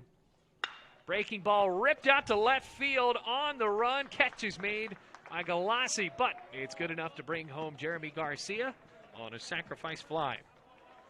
So Wisner barreled up. Gets his second RBI of the game. And Jeremy Garcia comes home to score. It's now a 7-run game. Nate Cobb stays at second in the process, so Millette stayed at first. Now 10-3 the score. Taylor Moe up to the plate now.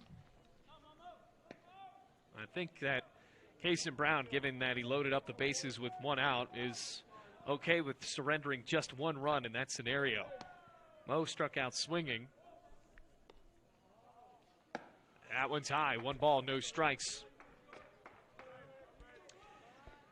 Moe did chase the upstairs fastball last time up. Now he has 2 men aboard.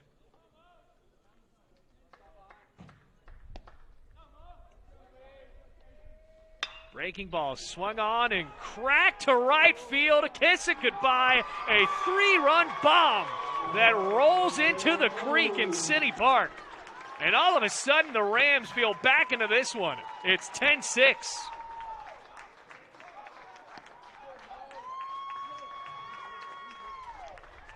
Wow, that was a big home run to put them back into the game. Rams trailed at one point 10-2. Here they come with a 4-run bottom of the 3rd inning, and all of a sudden for Bluefield, they feel like they're within striking distance. 3-run bomb, Taylor Moe. All the way into the river. You can see some of the ball players going out and to get it. Yeah, I don't think they're going to find this one. It is down the creek. There was a guy I saw earlier that had some sort of minnow net. I don't know if you passed him on the way in here, but he had it almost looked like one of those big fish nets. But there's no way that he was trying to catch regular fish. I mean, he had to be catching bait. As Elijah Lewis looks at that one outside and low. Was it a tiny? I think it was it honestly looked like a bigger net, but I'd like to think that the net holes were pretty small. Big cut and a miss, 1-1 to Elijah Lewis, who is 0 for 1 with a strikeout today. One of the 2 strikeouts today from Kason Brown. Taylor Moe was the first one. Ready for the 1-1. Swing and a miss. Strike 2. 10-6.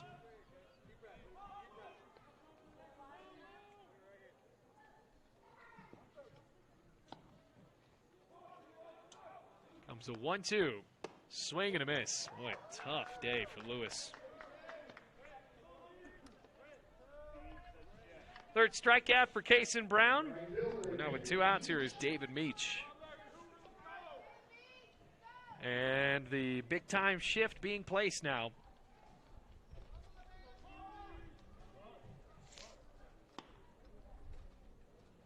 Nobody's on the left side of the infield.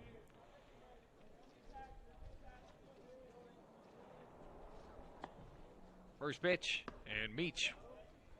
Small check swing, lets up, and he did not go around on the breaking ball outside. 1 ball, no strikes, 2 outs. Comes the offer. Loops it foul, left side and over near the bullpen. So Gravitt's still warming up in the pen. There is another arm warming up as well. It appeared to be, actually Gravitt is taken off. So Gravitt's not thrown around anymore, and there's a new man warming up for Truett. Here's the 1-1. And Meach puts it on the ground, right side, diving play. Monroe kicks it around, throw to first. Off target, that's Gibson towards the dugout.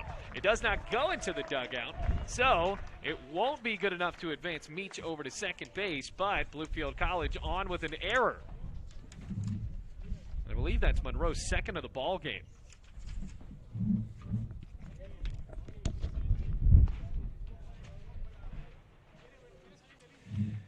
Well, that patented Bluefield wind is back. 2 outs.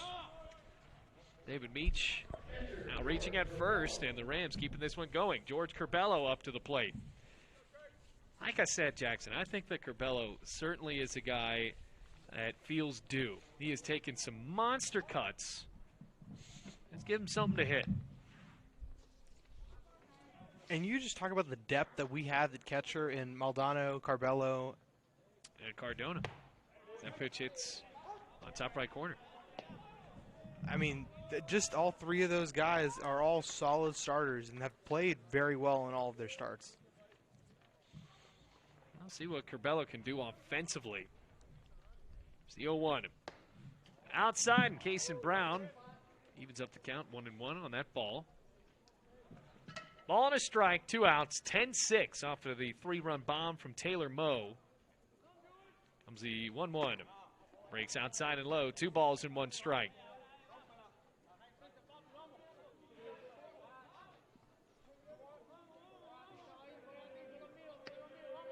Only a 4-run game with Meach on at first. 1-1. Breaking ball that etches on that outside corner. Make it 2 balls and 2 strikes.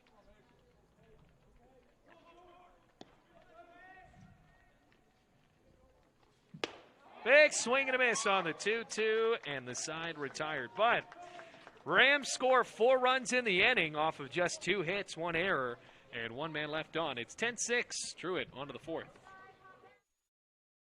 At Bluefield College, you will experience a Christ-centered curriculum, community, and campus.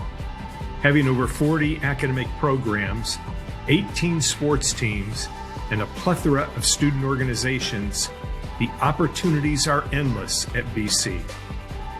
With a 14-to-1 student-to-faculty ratio, students receive the personal instruction needed to help them succeed. You will know and be known as a member of the Rams fam.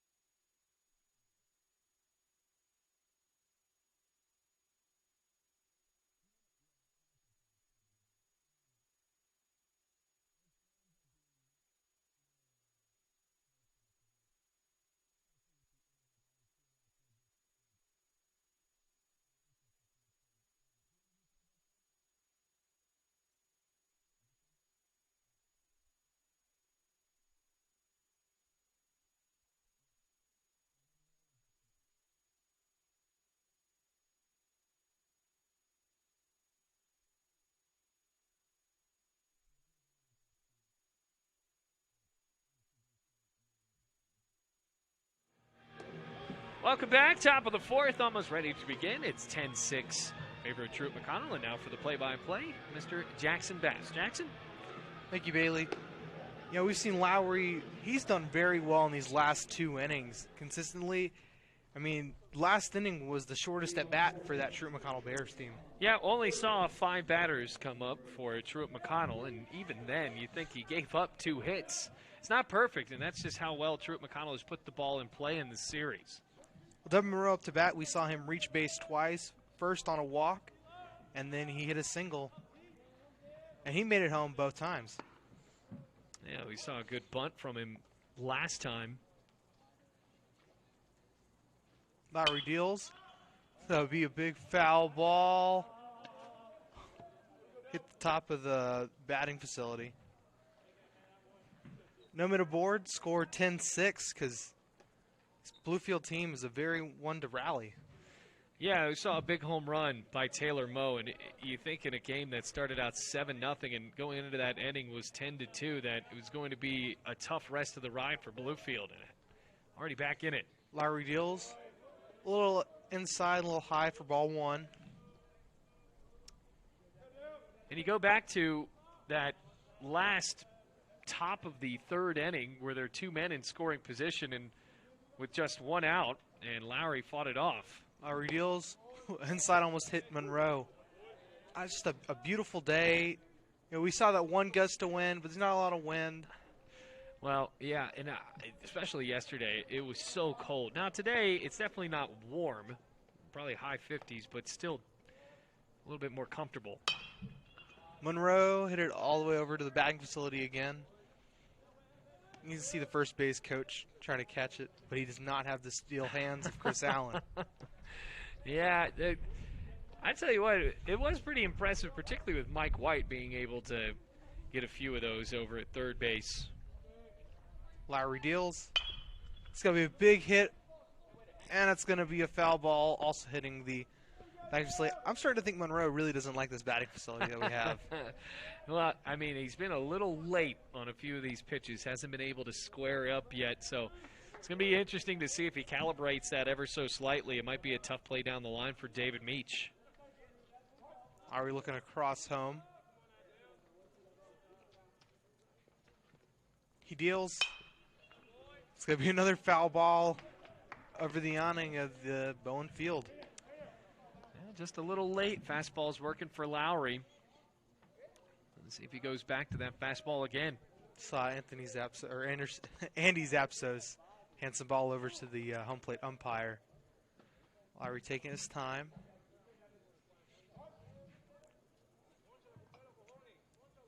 Lowry set. Here comes the 1-2. It's going to be a big hit over to shortstop, and Mejia tosses it to first. Oh, and Mo misses it. But Monroe is not going to try to go over to second. Yeah, another tough play. And remember, Eli Mejia came in as a replacement to Zapsos because Zapsos committed 2 errors there in the first inning. Well, Mejia comes in and already throws the ball right over the head of Mo, who's had a tough day over at first. It's the little things where, I mean, you know, that's not necessarily going to be a routine play, but definitely a play you should make as a shortstop in college baseball, and throws just way too high. Monroe having a little bit of a lead over at first. Lowry looks. Looks across home at Ingram. Ingram deals. It's going to be a bunt. He's going to toss over to first, or second, rather. Mejia, looks like he almost pulled something there for a sec. That's a great job, though, by Lowry, because now the bunt doesn't work out, right? So it's no sacrifice. The lead man is taken off. So Monroe taking off the base pass and Ingram reaching on a fielder's choice. Not what Ingram wanted at all there after singling twice. And remember, coming into that at-bat, Will Ingram had 4 RBIs off of 2 singles. Griffith up to bat, 0-2, the sophomore, who's done very well in the field in these 3 games. Yeah, and especially today at the plate, actually, with a couple of good bunts. But now with 1 out, see if he does it again. For the big hit, almost hitting that 335 sign over on the third baseline. Yeah, they're going with the hit and run. There's a courtesy base runner on for Will Ingram. Go ahead, Jackson. I'm sorry. It's all good. We saw Griffith hasn't made the bag both times, but he's been able to hit a couple people up on the base paths. Yeah, not only that, he's came up to the plate in bases loaded situations with the bunt sign on, and normally it's kind of a risk to squeeze home a run, but Bluefield College needed the outs in those scenarios. Let's get a pick over at first, a little slow. We haven't seen from Truett is we don't see a lot of pickoff attempts. A lot of them are playing in their position. They're not trying to get people out there because they know they can make a lot more double plays. Another pickoff attempt, just a little slower. Yeah, well, you also got to think, too, is that with the pickoff attempts, it seems like Truett-McConnell, the more of the strategy lies within their shifting rather than the pitcher trying to throw Bluefield off on the base at first. Now he checks back at first. He deals. It's going to be a big hit over to center field. Garcia's going to get it, and it's going to move everybody up one. Yeah, Ethan Roberts on at second base. Good job by Griffith, who's put the ball in play 3 times now, 1 for 1 because of the 2 sacrifices. So now, Bluefield, you're in a scenario again. You do not want to give up any more runs in this ball game. You already surrendered 10 on 4 errors today. So, and especially when you're climbing back into it, I mean, you're only down 4. This is still a decent ball game for Bluefield to try to come back and win at this point. Galassi up. We've seen Galassi strike out both times at the plate. Yeah, he did have a single, though, remember, because he batted twice in that first inning, and he drove in a run. He did. Lowry deals. Pull back bunt. Check swing. It's going to be called a ball. Actually, that one rang in as a strike, Jackson. Came into the strike zone anyway. Couple leadoff men at first and second. And Ingram and Griffith. Lowry checking back at second. He deals. It's going to be a bunt right on the third baseline, and everybody's going to move up. Oh, wait. Oh, he's going to be off. He's going to be out at home. Wow, what a play. Laying the bunt down. Galassi. It was a perfect bunt down the third baseline. A good job by Millette to even make a decent play over at first. And Mo rifling out the runner at home plate, so the score stays 10-6. And Galassi on with the bunt single. It's a good throw by Mo to make it all the way over to home plate for that home plate out. Yeah, absolutely. I think Galassi's going to take a sec, put his helmet. His helmet got knocked off when he was running over to second. Lowry taking a second at the mound. That's going to be a big play if Bluefield College is able to get this third out here and go into the home half of the 4th inning with a chance. I mean, down 10-6, because they're not in a scenario where they really can give up any more runs. And this is still early. I mean, we're just in the top of the 4th inning.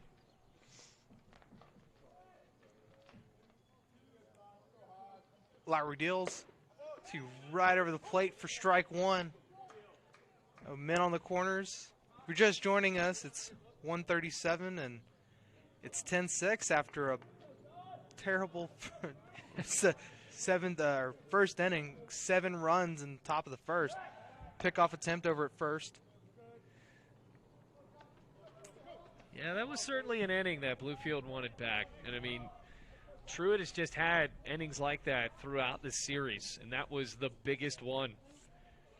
Rams have been very tough at short today. It has been very tough to make routine plays. When Zapso's committed a couple of errors and then Mejia brought in, I mean, he's already thrown an error in this inning as well. So now for Lowry, a lot of pressure on him with runners on the corners to try to get out maybe the hottest hitter in this series for Josh Johnston. Here's the pitch. Swung on. It's going to be right over to first. It's going to be a third out of the inning. Score 10-6. Scoreless 2 innings for Truett back-to-back, and we'll be back here at the bottom of the 4th.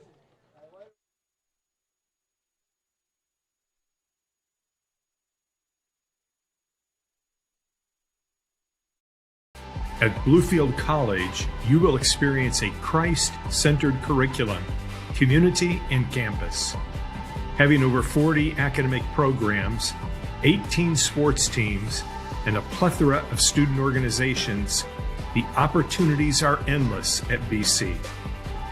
With a 14-to-1 student-to-faculty ratio, students receive the personal instruction needed to help them succeed.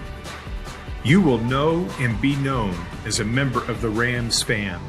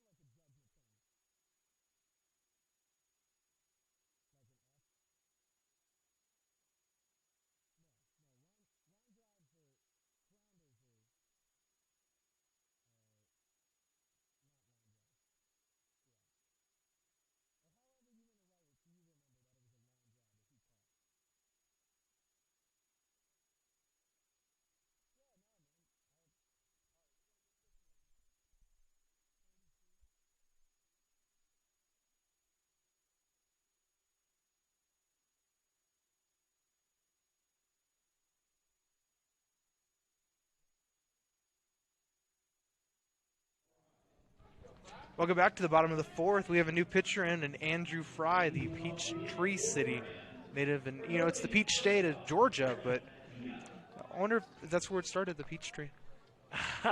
I think, yeah, they just walked in one day. That's the only places that peaches were. Nah, but I tell you what, Kason Brown, that was a tough inning for him in the third inning. They gave up 4 runs, and the Rams are back in it. This is going to be important here as Bluefield College starts out the bottom of the lineup with Ellie Mejia. Mejia in for Zaps, as we said, and that's going to be a strike right across Broadway. And, you know, this will be interesting to see Andrew Fry kind of clean up a lot of and trying to get more of a gap for this Bluefield team. This could be a little outside for strike 2. Yeah, we saw, I mean, Lowry's done a good job for Bluefield in relief. The starting pitching for Bluefield, Ben Kaufman, well, he just dug himself a hole with all those walks and hit batsmen in that first inning. That was a good frame job by Ingram. It's going to be in the dirt for ball 1.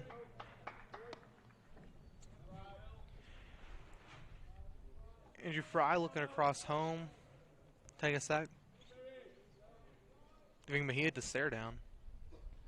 Deals a little inside. It's going to be a line drive to short. It's the first down of the inning.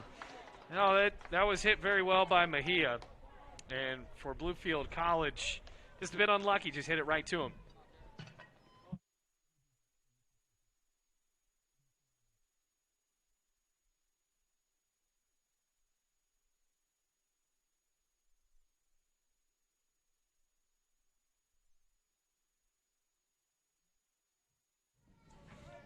Back at the top of the lineup with Garcia. We've seen Garcia, he's 1 for 2 for the day. He's got a 6-3 and a single at the top of the third, bottom of the third. For Ideals, is going to be a big fly out. Johnston camps out under it, and it's going to be an out. For the second out of the inning. Trying to get a 1-2-3 here in the bottom of the fourth. Yeah, certainly after Bluefield College had such a good bottom of the third inning to get back into this ball game, Jackson, it seems now trying to settle in with Andrew Fry on the mound, and Kason Brown not eligible for the win after those 3 innings as the starter.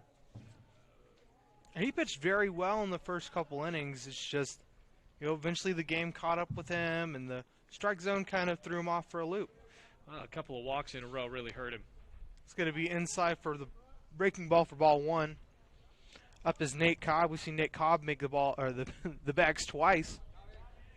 He had a double he had a double in the first, and he had a walk in the third. Fry deals. We on the outside corner for strike one. It's really important that Cobb makes the base to prevent a 1-2-3 here. Yeah, and I think that the Rams certainly need a good amount of momentum in Andrew Fry. It's going to be right over the plate for strike two, down 1-2 in the count. 2 outs. Already in a scenario, he's got to defend the plate here. Give him the swing away sign. Fry deals. It's going to be a big hit to the foul. Well, Cobb doing a good job reaching away there.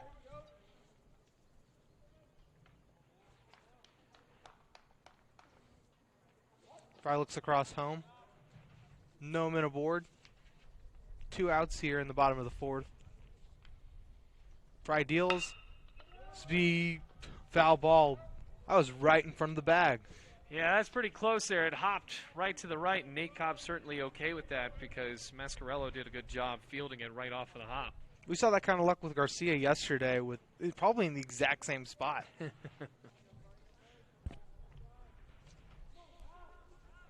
Fry in his field doing very well in this bottom of the fourth. Fry deals. So we have the outside quarter for ball 2. Count evens up at 2-2 with 2 outs. No mid aboard. Wind flowing over into left field. Fry deals. So the outside corner for the third ball. Full count. Very important pitch for Andrew Fry right now. Yeah, it certainly is. Because then you got a very hot part of the lineup coming up in Millette and Wisner.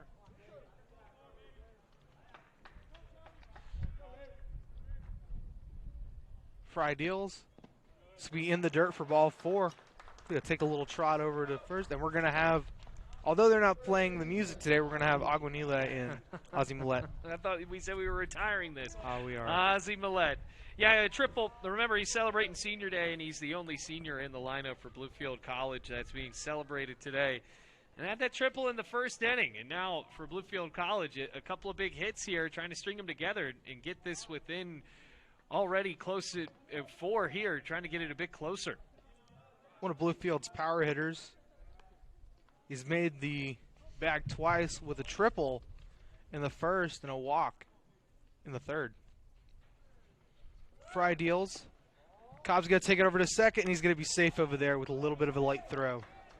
Yeah, Cobb had a heck of a jump there as well. And now a situation where Ozzie Millette gets that ball in the outfield. It's going to be 10-7.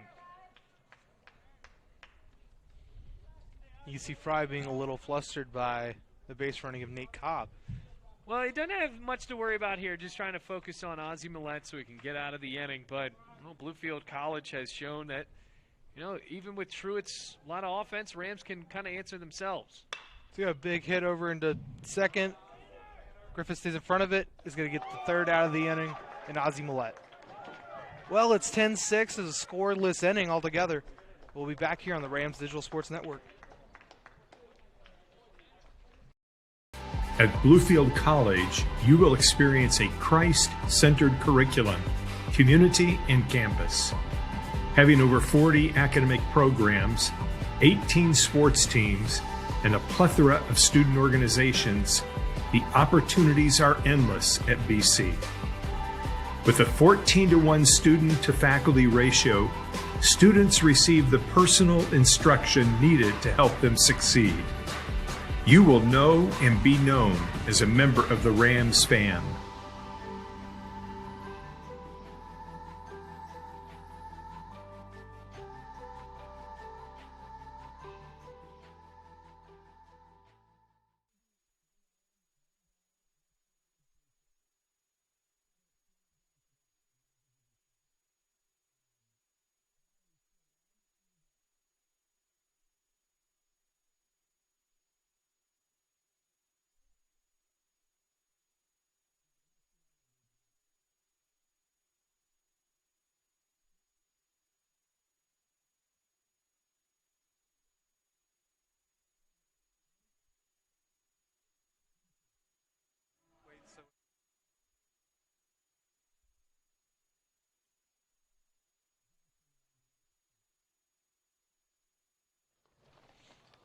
after a big line out to end the inning of the 4th for Truett, we've got Mascarella up. Mascarella is 1 for 3, or 2 for 3 rather, with hits batsman at the top of the 1st and a single in the 3rd.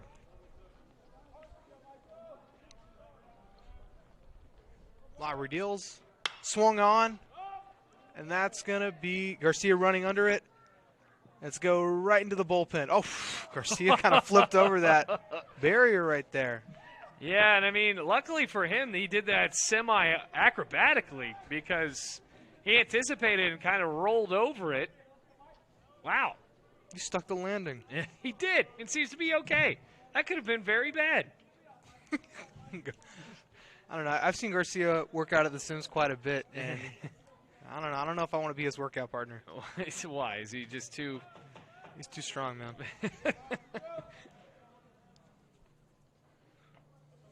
Mascarella is saved by his foul. Lowry deals. Another foul. Almost being fair there. Ozzie Millette didn't try to go get it. George Mascarella's. Yeah, I don't think if that was fair, Ozzie could have done really much about that. That was hugging the line. Lowry waving out his arms a little. Look at across or towards second.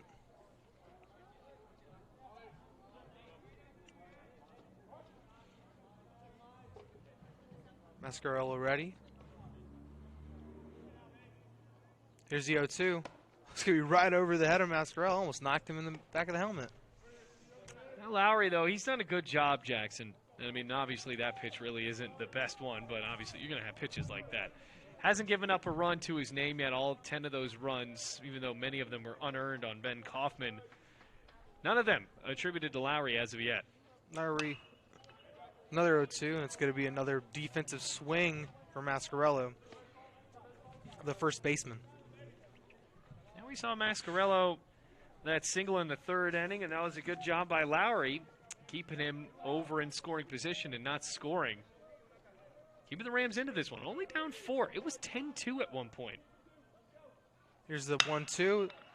Swung on over to short. Mejia tosses over to Mo, and that's going to be the first out of the inning. Starting for 1-1. Great job by Mejia. And, I mean, it's kind of crazy to think you got to say great job to that. But the Rams, you almost have to hold your breath every time a ball is hit hard on the ground in this ball game. And a good job by Mejia. Staying with it, playing it off of any anticipatory hops there, and a good throw and a good stretch by Mo. Johnston up to bat. We've seen Johnston up to bat 3 times with a walk in the 1st, a fly out to center field. Swung on over to second. Wisner to Mo, and it's going to be the second out of the inning. Looking for a 1-2-3 here as well. Yeah, a couple of ground balls to see if Lowry can kind of settle into being a ground ball out pitcher. And the Rams have not had a 1-2-3 inning today. One thing I really like about Lowry is his mustache. That's probably the coolest. Yeah.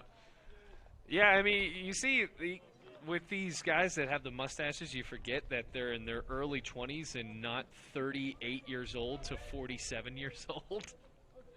Here's a pitch. It's going to be in the dirt for ball 1. Can you grow a stash like that, Jackson? No. I don't know if you've seen the interview with Trevor Lawrence. He's blonde, so he gets away with it a little bit easier. Oh, but I did see that. I cannot grow a full mustache. I get a lot of peach fuzz jokes when I try to grow up my hair. Well, you are also like 11 years old, so that's what happens. So what was it like in the 1800s in school?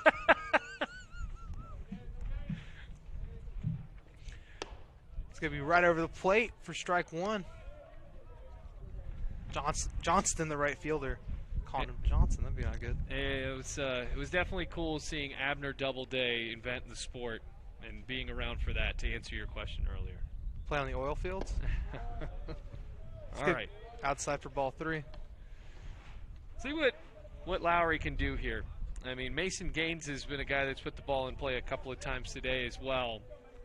Last time popped out on a 3-2 count. And Lowry trying to get him again. Here's a 3-1. That's going to be ball 4. You haven't seen a lot of walks by Lowry. He's done very good, consistent pitching. Yeah, and that is actually, now that you mentioned that, Jackson, that is his first walk of the day. He came in the second inning, threw an inning and a third, and has yet to deal a walk until that point.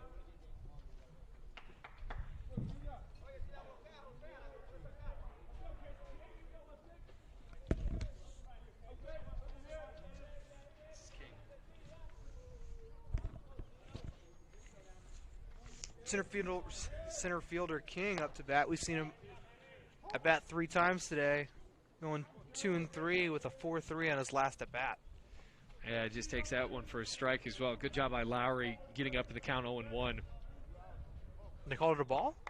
No, it's called a strike. The scoreboard already has a 1-1 count on him. Yep, it's 0-1. Be another strike on the outside corner. Lowry keeping his cool. Check it back over at first.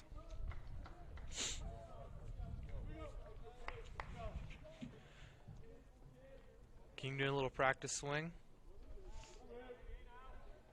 Here's the 0-2. It's going to be hit over right into the middle of center field. Toss over to first. And Mo's going to get it for the 3rd out of the inning. Another scoreless inning for Truett-McConnell as we go into the bottom of the 5th, 10-6 here on the Rams Digital Sports Network. At Bluefield College, you will experience a Christ-centered curriculum, community, and campus. Having over 40 academic programs, 18 sports teams, and a plethora of student organizations, the opportunities are endless at BC. With a 14-to-1 student-to-faculty ratio, students receive the personal instruction needed to help them succeed. You will know and be known as a member of the Rams fam.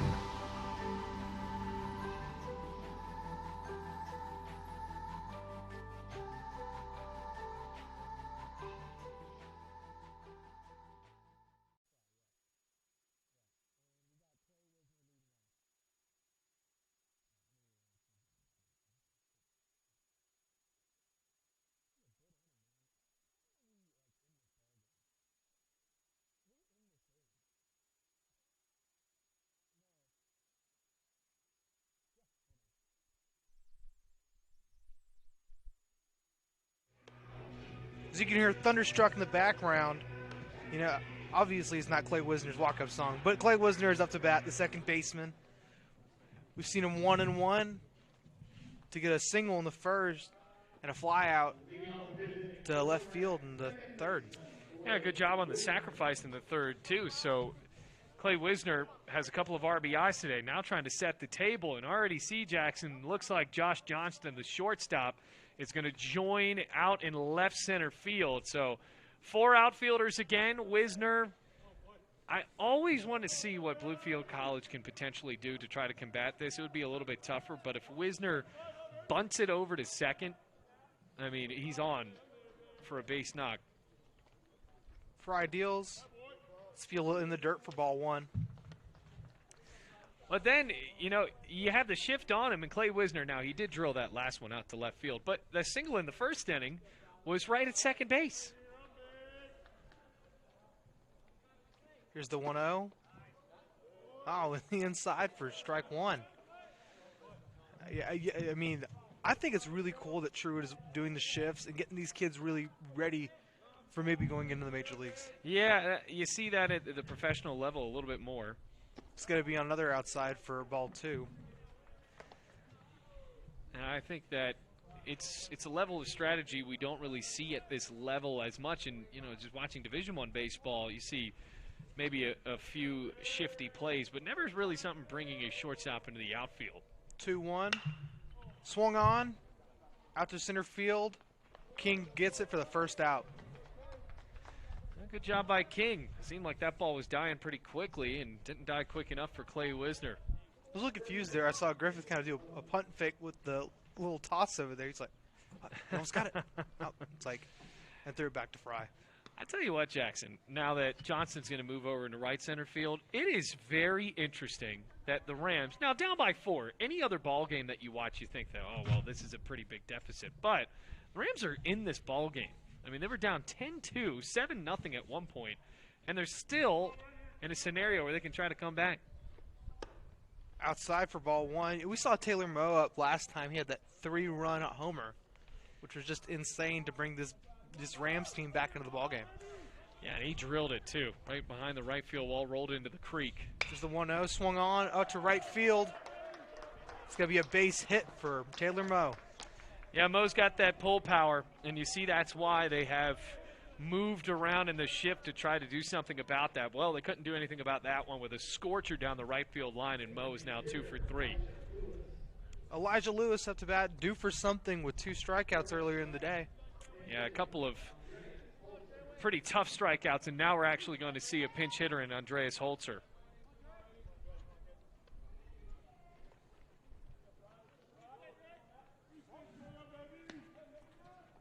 Fry looking back at first. Mo with a little bit of lead. A little bit of a stun there. Not much of a pick of a tip, which we don't really see in Truett. Here's the pitch. That's going to be called a ball. Now Holzer celebrating senior day. See what he can do. It'd be a good story here, coming in for a struggling Lewis to try to lift the Rams back up here in the bottom of the 5th inning. Swing on would put them within 2. Fry deals. Big cut and a miss for strike 1. Well, now, Jackson, I'm getting a bit worried because you had said there was a beautiful day, and because obviously that we admire the weather here, that just means that the worst weather is yet to come. And I'm seeing a couple of dark clouds and some cold wind fly in. That's the reason they brought the doubleheader into yesterday was possible rain. Fry deals. Big cut and a miss for strike 2.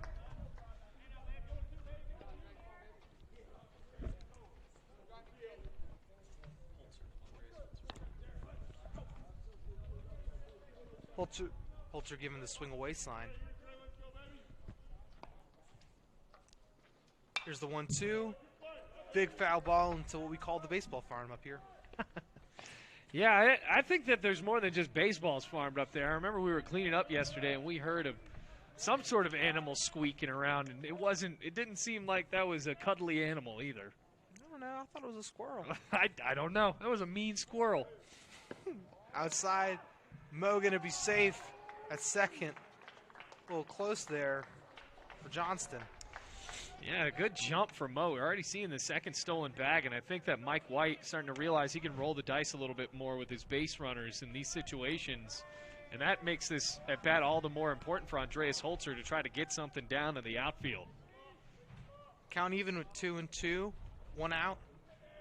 Mo on second. Swing over to third. They're going to toss it over to first. And he's going to be out over at first. Good job by Monroe that time with a clean glove. Good throw over to first. Mascarello didn't even have to really scoop it. And now with the runner at second base, Jackson, and 2 outs, Rams need a base hit here to try to climb back into it. We're going to see right fielder David Meach up. And Meach has gone 1 for 2 today with a 4-3 in the second and a single in the third. But he's been a pretty good hitter for this Bluefield team. Yeah, he certainly has. And has some good pull power as well and some pop. Outside corner for strike 1. Good framework by Ingram this entire game. It certainly has, and those corners being favored a little less today than they were yesterday. Fry looking back at Mo at second. He deals. A big cut and a miss. Fouled off the body of Meach. He's got the war paint. He's ready to go to war here. Yeah, I think that's something that we've seen in college baseball and particularly college football in recent years with all of that eye black on the face. Fry looks back at Mo. Here's the 0-2. It's going to be a fly ball over the awning into the parking lot. And I know this is a guy who's got a lot of pride in Bluefield because I think I mentioned this once on the broadcast. I was in a lunchroom one time, and he's like, "Why are you wearing this Union shirt? This is Bluefield, man." It's like I was a transfer. He's like, "I don't care, man. This is Bluefield." Scare over to Mo. No, right back out.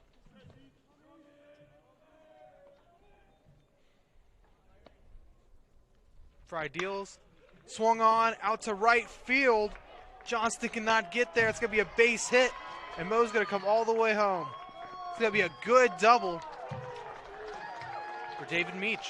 David Meach yanking that one down the right field line. Good piece of two-strike hitting there and driving in Taylor Moe. Rams are rallying in this ball game. It is crazy to think that Bluefield College even has a remote chance in this game after being down at 1 point 10-2, now only down by 3, and a bloop and a blast here ties the game. And we talked about it after the first inning. We're like, you know, they might be down 7-0, but they're going to come back. It's going to be a really close ball game. And I think it's just because of the way, it's not so much, I mean, it's the faith in the Bluefield hitting, but it's also just at this level. You're not going to have guys that are going to absolutely shove in this series on the mound. They're going to give up some base hits, and Bluefield has strung some together. Here's the breaking ball. It's going to be in the dirt for ball 1. George Curbelo here, due for something. Reached on an error in the second inning and struck out swinging 0 for 2. Base hit here makes it a 2-run game, though. For Ideals, low inside for ball 1. Ball 2. There's going to be a mound visit. Yeah, and it's actually they're actually going to bring in a new pitcher, Jackson. And we'll tell you who it is right after this break here on the Rams Digital Sports Network. At Bluefield College, you will experience a Christ-centered curriculum, community, and campus. Having over 40 academic programs, 18 sports teams, and a plethora of student organizations, the opportunities are endless at BC. With a 14-to-1 student-to-faculty ratio, students receive the personal instruction needed to help them succeed. You will know and be known as a member of the Rams fan.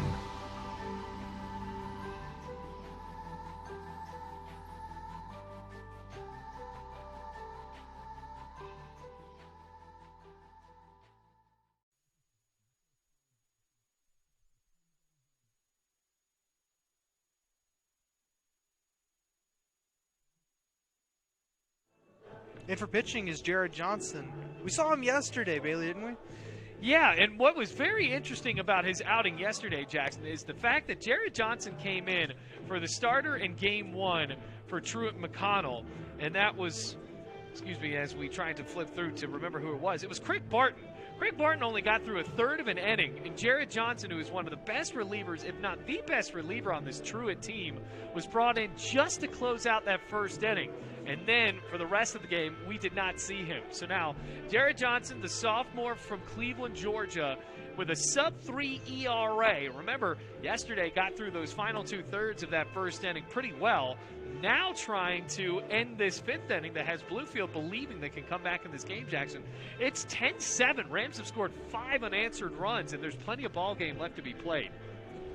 I know that a lot of our viewers may have thought that, oh, we're down 7 runs in the top of the first. This might be a game that doesn't only go 9 innings, but Bluefield has showed up and showed out in these last couple innings. Now, remember, I believe it was right in that third inning with 2 runners in scoring position, and a base hit makes it mercy rule territory of potentially 12-2. Rams get out of that inning, and since then they have scored 5 unanswered. Let's get a breaking ball for ball 1.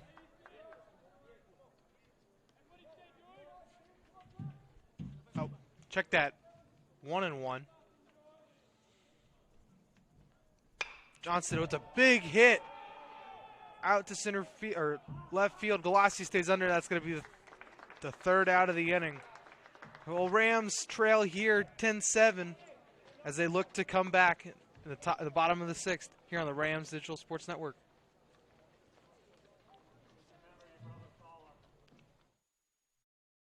At Bluefield College, you will experience a Christ-centered curriculum, community, and campus.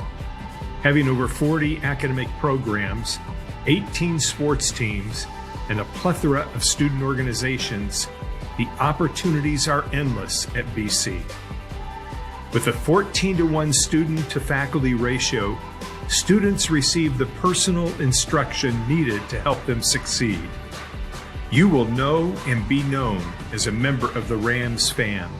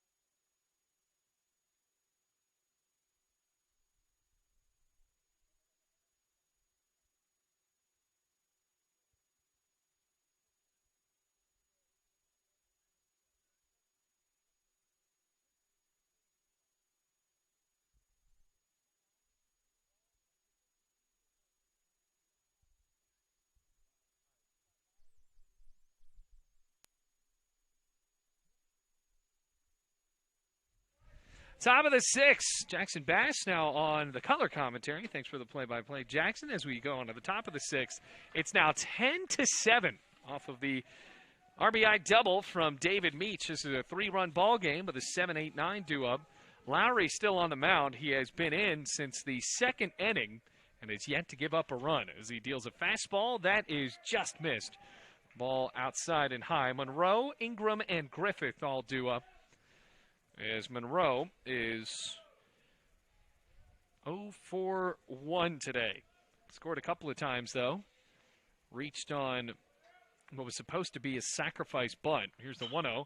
Grounds it right back up the middle. Stabbed by Lowry. Lob to first in time. Wow. Lowry has fielded the position so well in back-to-back plays, and Monroe is retired. Remember, Case and King had a little nubber right back to the pitcher, and Lowry fielded it, threw it over to first, and, well, a couple of these plays, he is keeping the Rams in this ball game. It's only 10-7. At one point, it was 10-2, and now for Bluefield College, they still are within striking distance, despite at one point being down in this game by 8 runs, trying to avoid the sweep after Truett-McConnell won the first 2 games yesterday. Will Ingram steps up. That one is high and outside. Ingram reached on a fielder's choice his last time on a bunt attempt that eventually was taken home by the first baseman. Here's the 1-0. Shows bunt again, and that's right over the plate. 1 ball, 1 strike, 1 out. Only 10-7 the score. Been a long one. Already 2 hours in the books. A little bit better pitching for Lowry as he has settled in. 7 runs for Truett there in that first inning.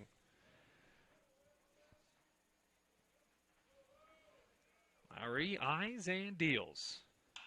Fouled away on top of the awning. Well, actually didn't hit it. Thought that it would have. Ball and 2 strikes with 1 out. So the Rams, this is their final AAC home series.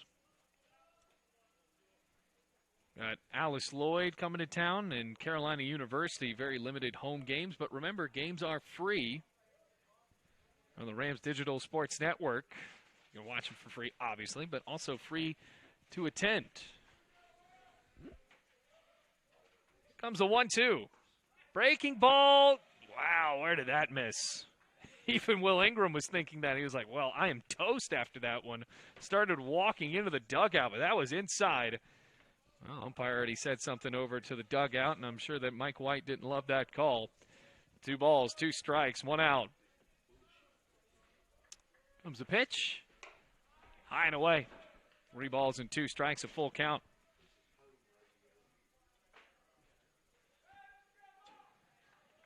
I think there's better flow within the infield starting in these later innings.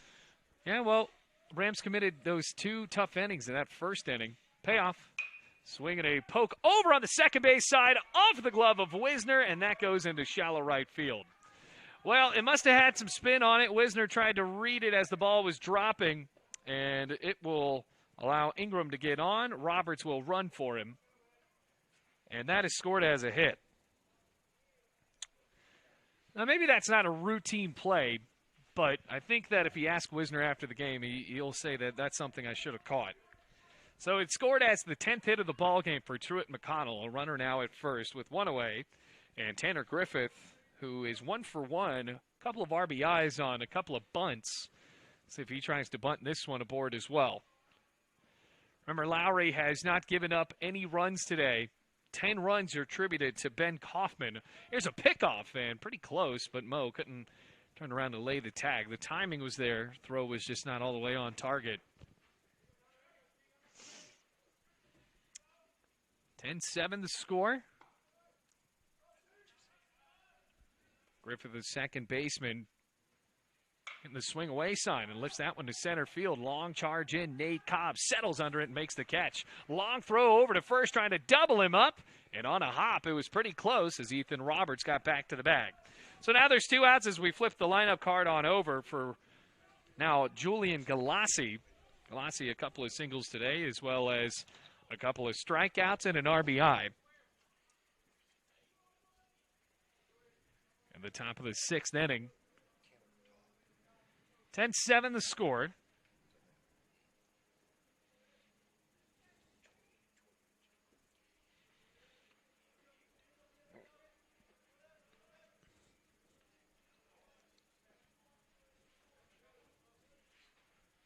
Well, runner at first, only a 10-7 ball game here on Senior Day at Bluefield College.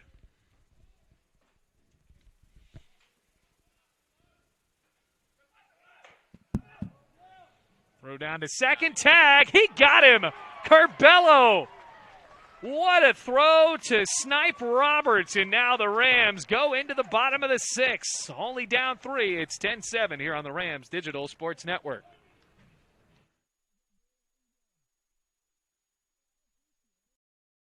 At Bluefield College, you will experience a Christ-centered curriculum, community, and campus. Having over 40 academic programs, 18 sports teams, and a plethora of student organizations, the opportunities are endless at BC. With a 14-to-1 student-to-faculty ratio, students receive the personal instruction needed to help them succeed. You will know and be known as a member of the Rams fam.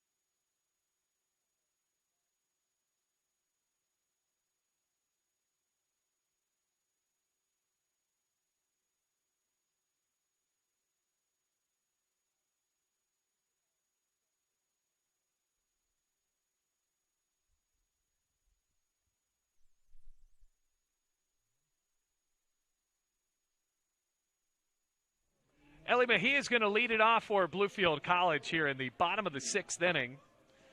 Up against a new pitcher now, and Jacob Adams. And Jackson, we saw him yesterday. Truett-McConnell did not give him much of a humongous chance there.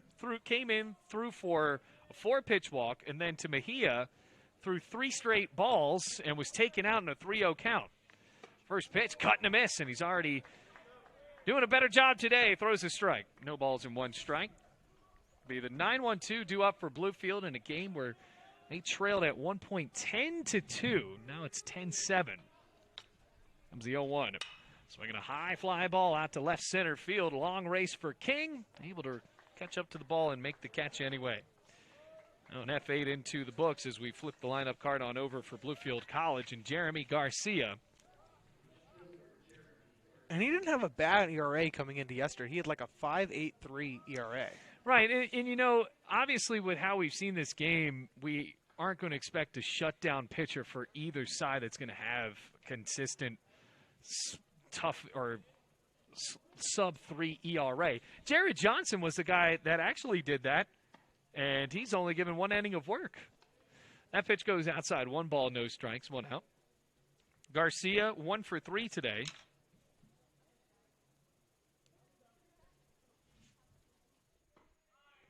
That pitch misses outside.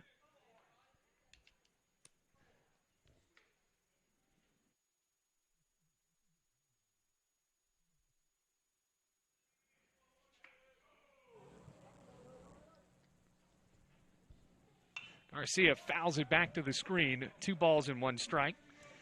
So now for the Rams, trying to climb back into this ball game, and we did hint that there was a possibility of them being able to do so.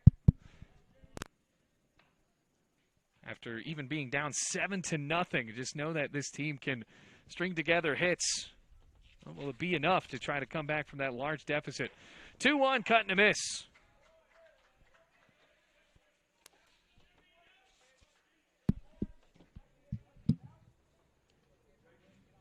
So 2 balls, 2 strikes. Garcia swings and drives it out to left field. A little bit of wind would help it, but Galassi's there anyway. Now there's 2 outs.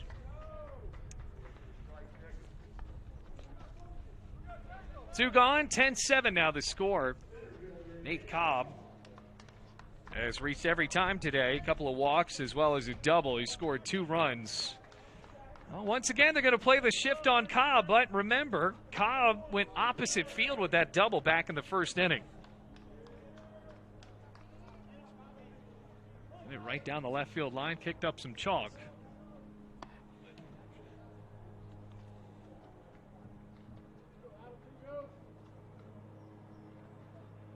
And the pitch, center fielder looks at it high. 2 outs already here. And for Jacob Adams, way better start than what we saw yesterday. Threw 7 straight balls and was taken out, given no leeway. There's the 1-0. High and away, 2 balls, no strikes.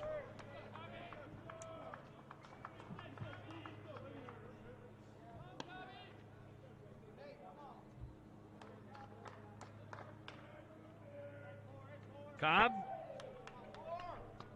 now awaits. 2 balls, no strikes. Coming set, Adams fires. It's a breaking ball low. 3 balls and no strikes. Only 10-7. Rams have committed 4 errors today. In that last play by Clay Wisner that was scored as a hit, that likely was 50-50 call. That's on the outside corner. 3 balls and 1 strike. This is more the pitching we saw yesterday. Yeah, only saw 7 pitches out of him. He nods, trying to get out of this 1-2-3 inning potentially. 3-1. Cobb sprays it foul, left side and over onto the office roof there. Rolls away. 3 balls, 2 strikes, and 2 outs.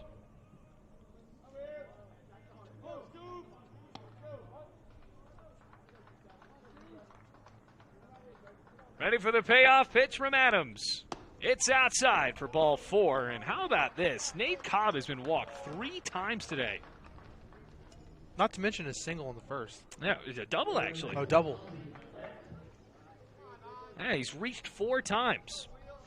Now it's up to Ozzie. Bloop and a blast could tie the game. Clay Wisner on deck trying to get a 2-out rally going.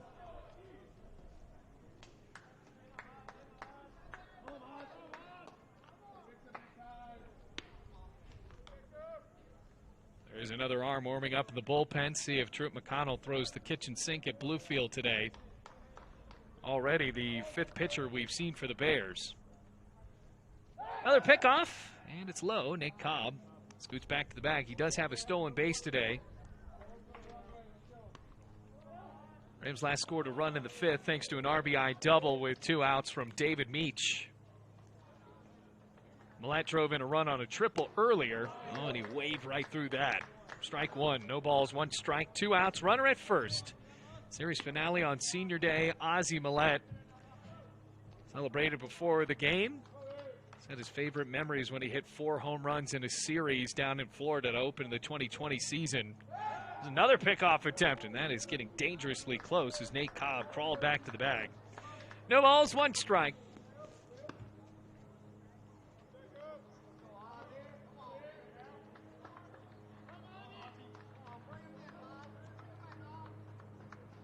Cobb with a big lead at first.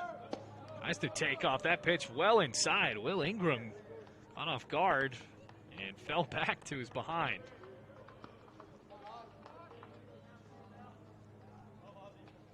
Ball and no strikes to Ozzie Millett, the righty from Florida. I think it's something going on senior day. Pitch, fouled it off, right side and over up onto a constructed press box awning.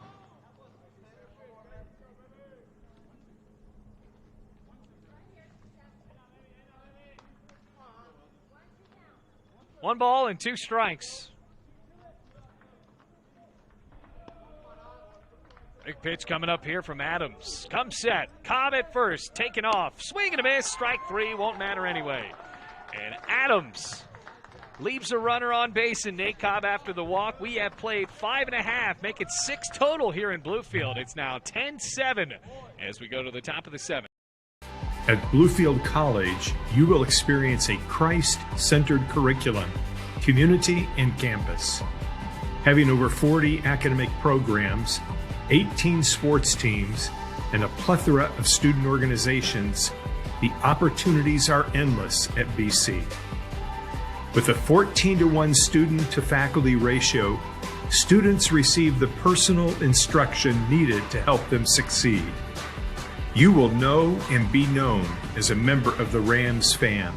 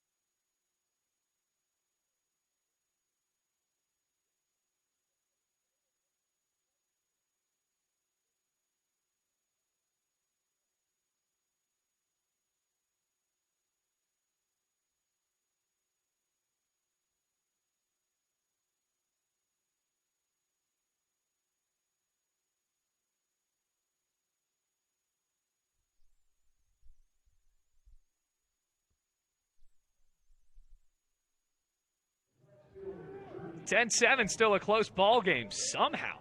After Bluefield was trailing 10-2, they've scored 5 unanswered, but still down by 3. Good job by Jacob Adams there in the bottom of the 6th inning to keep Bluefield at bay. Now we start out with the top of the lineup in Julian Galassi, who was left at the plate back in the top of the 6th after Ethan Roberts was thrown out at second by Curbelo. First pitch, a swinging foul ball down the first base line, and it is called a strike. Well, I guess it'll be a strike on a foul anyway. So it'll be Galassi, Josh Johnston, and Michael Mascarello. Good day for baseball, a long one. Tyler Lowry still on the bump for Bluefield College. He has been in since the second inning and has not given up a run. Truett has not scored since the second inning. Here's the 0-1. Swing and a miss. Got him chasing some upstairs heat. No balls and 2 strikes.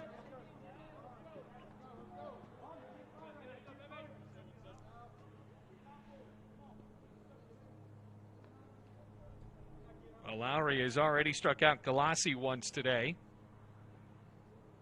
There's the 0-2. Hit him. That's tough for Lowry, obviously. Not trying to have a free base on. Truett trying to go for the sweep yesterday, capitalizing on these Bluefield College errors. Rams committed 5 in Game 1 yesterday. They've committed 4 here in Game 3. They committed, I believe, 2 in Game 2. That's a tremendous amount. And you go back to that first inning, bases loaded, 1 out, ground ball over to short, and that's a tailor-made double play.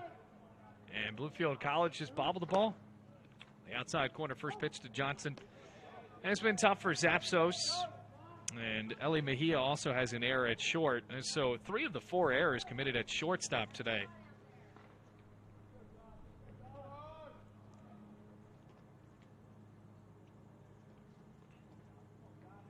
Ready for the 0-1. Johnston looks at it outside. Ball and a strike. No outs.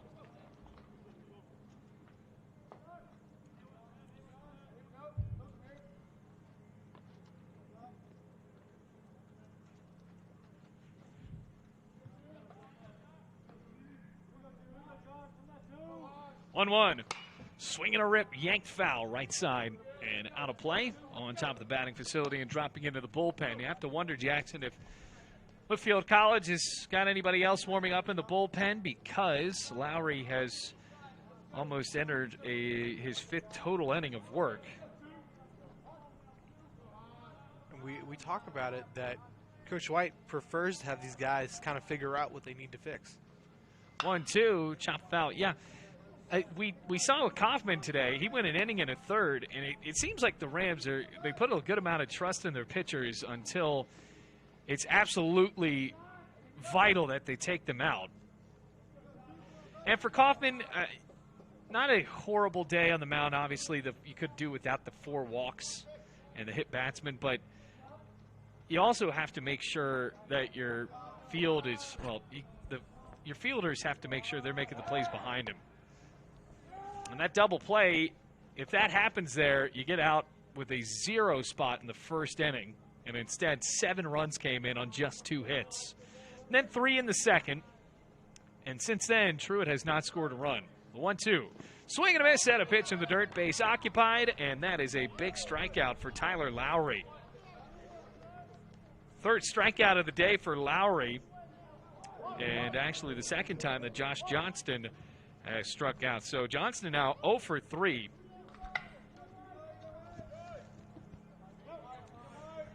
So now Michael Mascarello steps up to the plate. Singled in the 3rd. He is 1 for 3. Scored a run after being hit by a pitch by Kaufman in the first inning. Pickoff. Pretty close. Galassi taking a small lead off at first base. Remember, he was hit by a pitch with 2 strikes on him. Here we are in the top of the 7th inning. Bluefield is still within this ball game. 10-7 the score. Lowry checks pickoff. Well, once again, tag laid down just a tad bit late.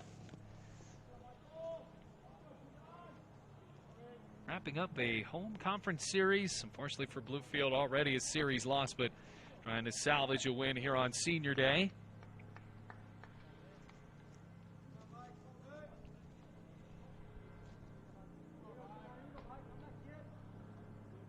Runner at first and 1 out. On the pitch. Swing and a miss. Strike 1. Oh, big healthy cut there.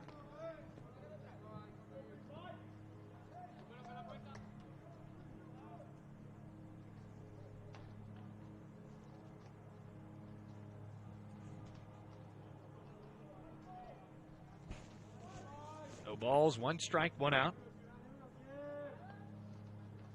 Swinging a high fly ball out to left field. Garcia near the warning track, turns around, and that one hits the wall. Around second goes Galassi. He will be held at third. Meanwhile, bobbled on the cutoff by Mejia, and Galassi stays at third base. So Mascarello with a double, and Galassi at third base. So now Lowry in a big spot here to try to get these next 2 outs with 2 runners in scoring position.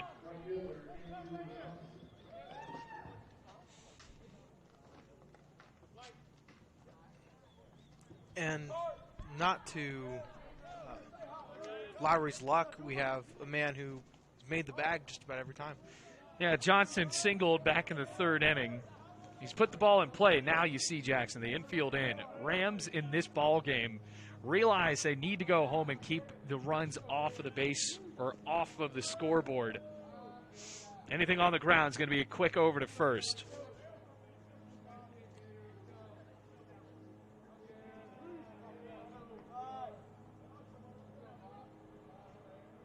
First pitch, Johnston. Oh, that didn't miss by much, just low. 1 ball, no strikes.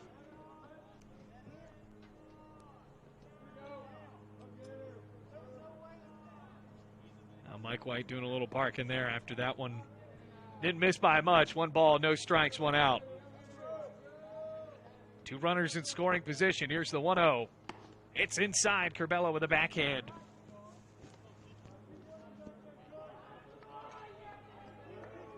Two men scoring position.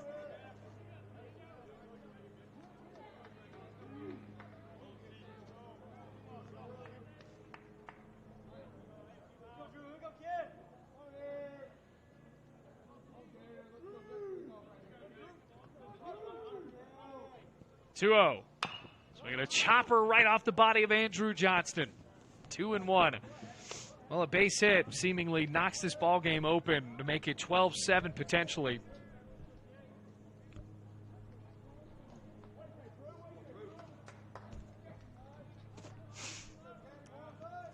Two balls, 1 strike, 1 out.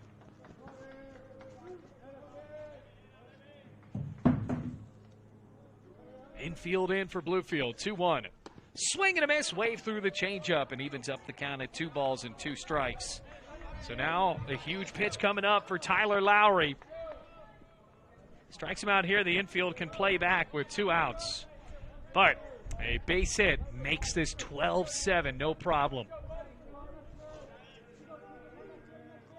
Johnston awaits. 2 balls, 2 strikes, and 1 out. Lowry has yet to give up a run. Here's a 2-2. Swinging a high fly ball out to center field. Cobb creeping under it. He makes the catch. He's going to throw it home. All the way to home. Tag by Curbelo.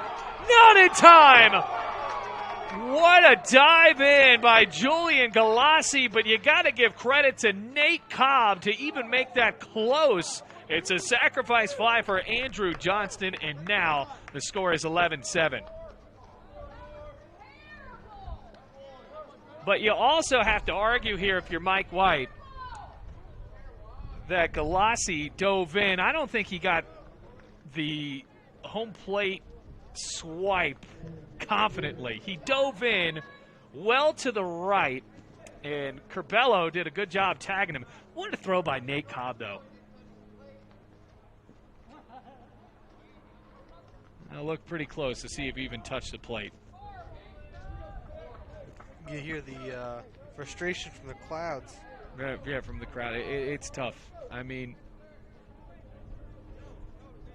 yeah, I wish we could potentially see that again. I might have to go back and watch it, but a sacrifice fly, 11-7. Now it's a 4-run game. First run scored since the 2nd inning.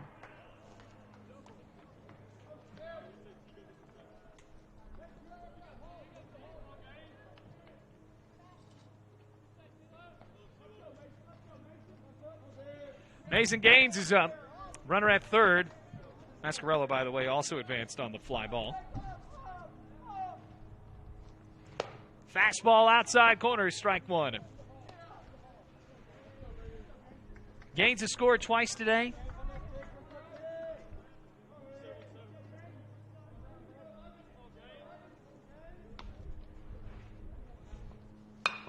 And a bouncer, third base side, stabbed by Millett from his knees, throw to first, got him!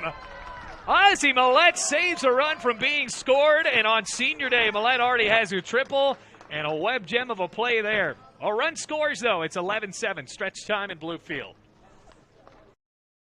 At Bluefield College, you will experience a Christ-centered curriculum, community, and campus.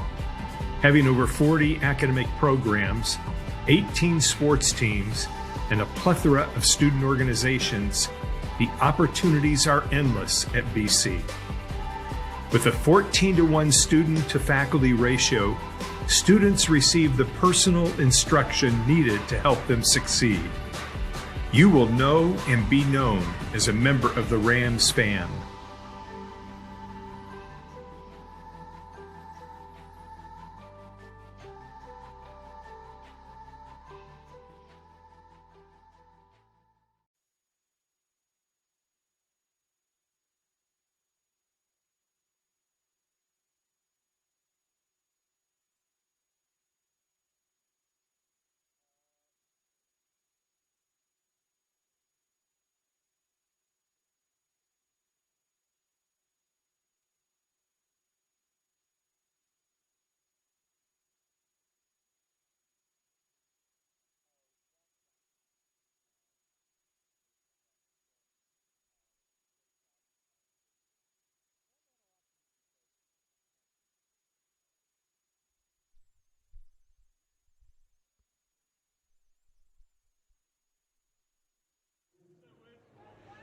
Bottom of the seventh, well, we got to take a look at the replay, Jackson, and after seeing it again for a second time, you said that Galassi might have gotten his hand in there on home plate confidently. It was very close. I know Carbello was just about turning when his hand was touching the bag, but he was well off. His body was well off, but his hand was touching the home plate. So it's 11-7 here at the bottom of the seventh. Adams up as Clay Wisner hits that one down the right field line, drops in for a base hit. Wisner's going to get extra bases off of this. Races around first, on to second, in with a stand-up double on the first pitch of the bottom of the seventh inning. So, even with the shifting, Clay Wisner, because he came up, they put Josh Johnston out into left center field, the shortstop, and Wisner sneaks that ball in down the right field line for a double. So now Taylor Moe, he homered and singled today. He scored twice, driven in 3 runs on the home run. Down by 4 now. First time he's seen Jacob Adams today. Adams checks second and deals. Fastball high and away, 1 ball, no strikes. Bottom of the seventh, it's 11-7. Bluefield at 1 point trailed 10-2. Now back to a 4-run ball game after a run comes in to score on a sacrifice fly to center. Here's the 1-0. Moe fouls it back, 1-1. Ball and a strike. Fifth batter of the lineup, Taylor Moe. Tattooed that home run. I think that's one of the longest home runs, if not the longest, we've seen from a Bluefield batter this year at Bowen. Checking second. And the 1-1. High and outside, 2 balls and 1 strike. Trying to stay competitive in this game after dropping down 7-0. Kicked the ball around in that first inning for a few errors. And then in the third, make it the second inning, Rams committed another error. 3 runs came in to score. Rams need a big hit here. 2-1. Inside, that almost hit Moe. 3 balls and 1 strike. Swinging the bat would put him within 2. Potentially here, especially if Moe's able to pull another one over that right field wall, 335 feet away. This one skid on with a base hit, potentially. Batters count, the 3-1. Swing and a miss. He's chased that high fastball today, and it seems like that was the ball he hit out to right field as well.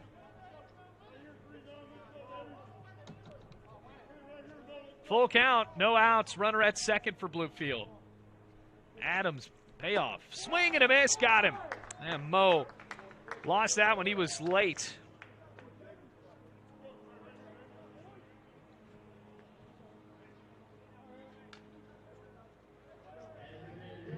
Second strikeout for Jacob Adams. And Andreas Holzer steps up to the plate. Holzer grounded out to third his last time up.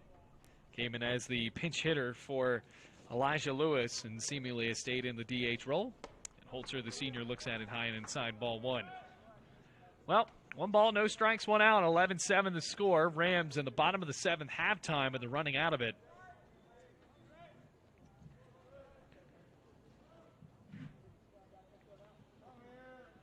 Checking second. Here comes the 1-0. Outside, 2 balls, no strikes.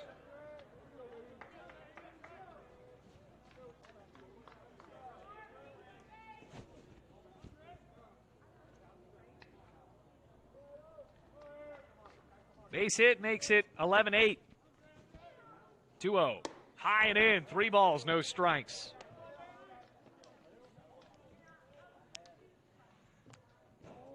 Wisner on with a double down the right field line. Trace Holzer. Everybody playing a conventional position in the Truett defense. 3-0. High and in, ball 4, and now 2 men are aboard for Bluefield with 1 away.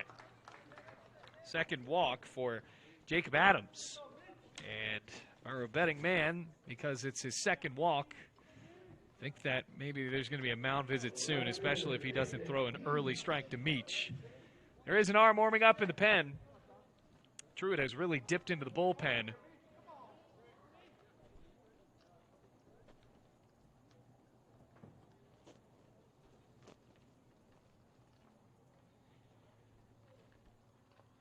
Jonathan Joyner warming up in the pen. We did see him yesterday get the save for Truett-McConnell.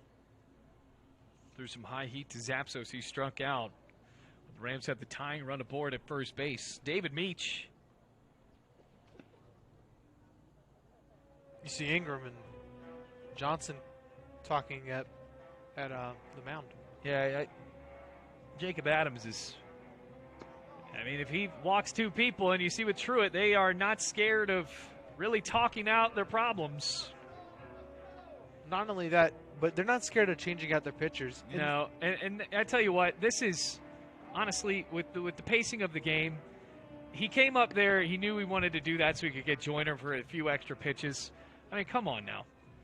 Well, I don't know. I think we talked about it off broadcast, but they put in 4 or 5 different pitchers in their conference game against Tennessee Wesleyan not too long ago. Well, they're trying to throw the kitchen sink again. He got a couple extra throws in, and that's going to change everything. Jonathan Joyner comes out to replace Jacob Adams. 2 men aboard for Bluefield as we'll take a break here in the bottom of the 7th inning.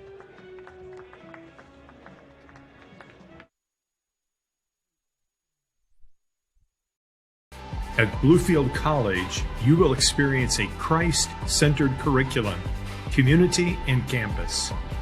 Having over 40 academic programs, 18 sports teams, and a plethora of student organizations, the opportunities are endless at BC.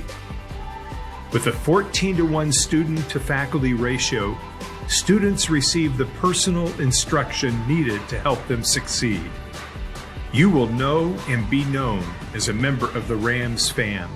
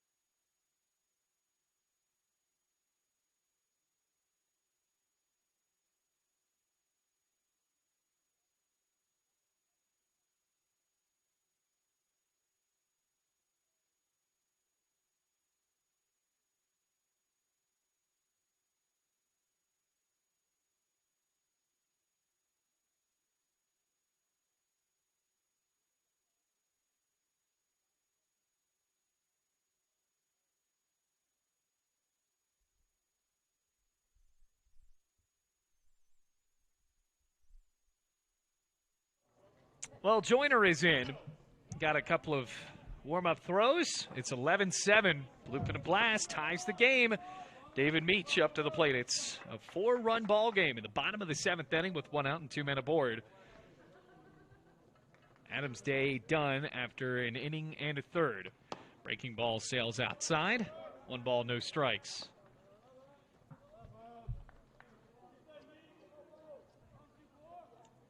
One away.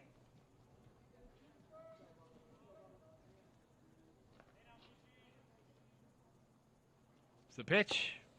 Just a bit outside, but nope, called a strike. Delayed strike call. Meach in a 1-1 count doubled and brought home a run back in the 5th inning. They made it 10-7. Well, Truett-McConnell has brought another run back in the top of the 7th. Joiner from Jonesboro, Georgia. All Georgia guys we've seen today. 1-1. Caught and a miss. Strike 2. Well, you know who else is from Jonesboro, Georgia? Who was that? The CEO of Chick-fil-A. Oh, right. We talked about this yesterday. Oh, yeah. The Lord's Chicken. The Lord's Chicken. You and Ethan had called it the Lord's Chicken, and I had never heard that before. The only other argument would be Church's Chicken. I honestly thought it would be Popeyes, but 1-2. Outside, 2 balls, 2 strikes. Well, I mean, Chick-fil-A instills a lot of really good Christian values. Well, I understand the nickname, but I had never heard it before. 2 balls, 2 strikes, 1 out.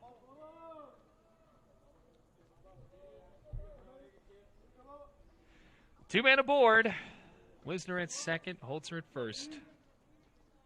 Pickoff attempt, and Wisner dove back in. Home run would make this a 1-run ball game. We've already seen 18 combined runs in this one.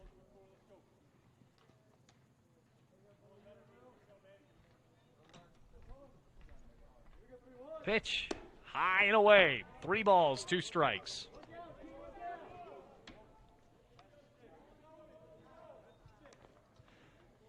Full count to Meach.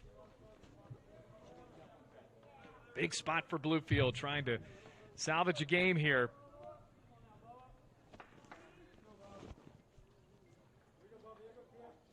Payoff, he swung on and looped to right field, base hit.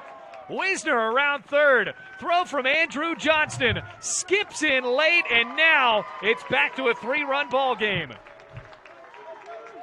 David Meach, his second RBI of this one. And now it is 11-8. Shootout continues here in the bottom of the 7th.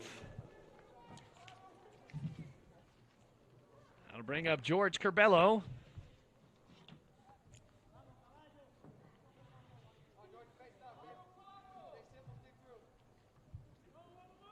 (11-8) to score. Curbelo had a high drive his last time to left field. Does that. A few more feet on it here. It's a tie ball game. 2 men aboard, 1 away. Pitch from Joyner. Swinging a shot into right center field. That's going to get down for a base hit. Rolls all the way to Johnston. Green light around third. Here comes Holzer. Throw to the plate. Diving in. He's safe. George Curbelo drives in a run on a single, and it's 11-9. That's a big hit for George Curbelo, the catcher. And we knew that he was due. Hit it right to the power alley. It was a good hop to Johnston. And a credit to Andrew Johnston getting that ball in quick enough where it was going to be a play at the plate, but it skipped into Will Ingram. So now Eli Mejia can knock in potentially the tying run. Max Aristi running in for George Curbelo. Mejia flew out to center field on a pretty well hit ball his last time up. Meach over at third. Rams are within 2 runs. This is incredible. They were down 10-2 at one point. It's 11-9. That's the 10th hit of the ball game. First pitch, Mejia. He swings and grounds it on the right side. Griffith dives up to throw, on to first, in time, and a run comes in to score. It's now a 1-run game. It's 11-10.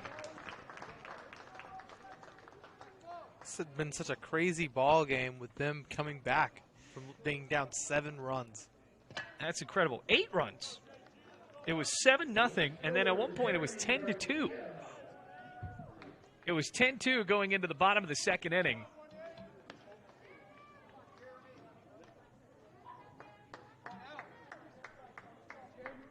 Jeremy Garcia up to the plate. Represents the potential go-ahead run. Oristi, the tying run, is at second base. First pitch, Garcia, he swings and bounces it over to short. Tough hop for Johnston, rolls into center field, and everyone's safe. Well, for Bluefield, the Rams have eaten up so many tough hops today. It was about time it happened to Truett-McConnell, too. Garcia reaches on an error, and now the tying run is at third base. 11-10 the score. And Nate Cobb comes up to the plate.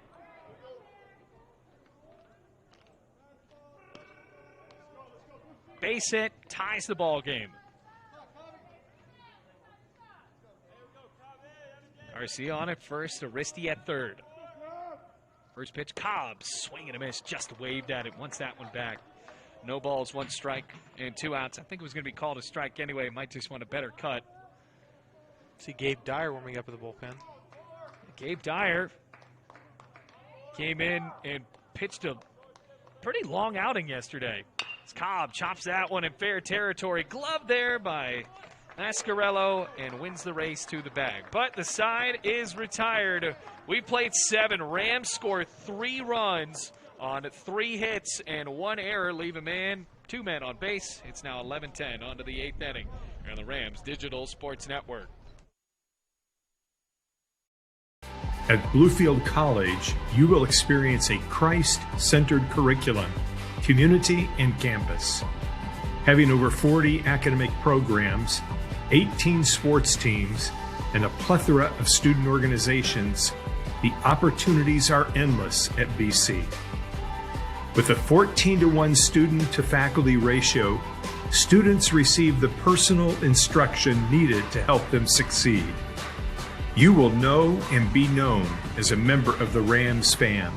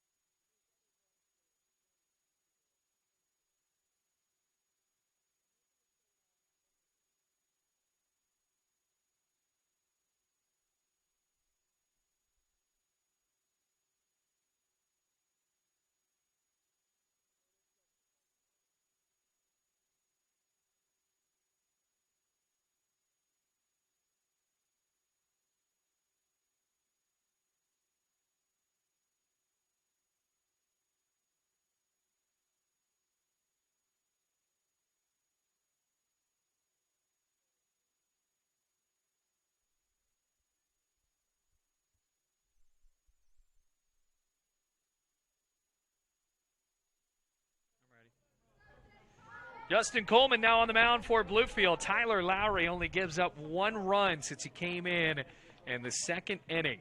So 5 2/3 for Tyler Lowry. Justin Coleman comes in here at the top of the 8th. All of a sudden, this is a 1-run ball game. 11-10, Bluefield trails by 1.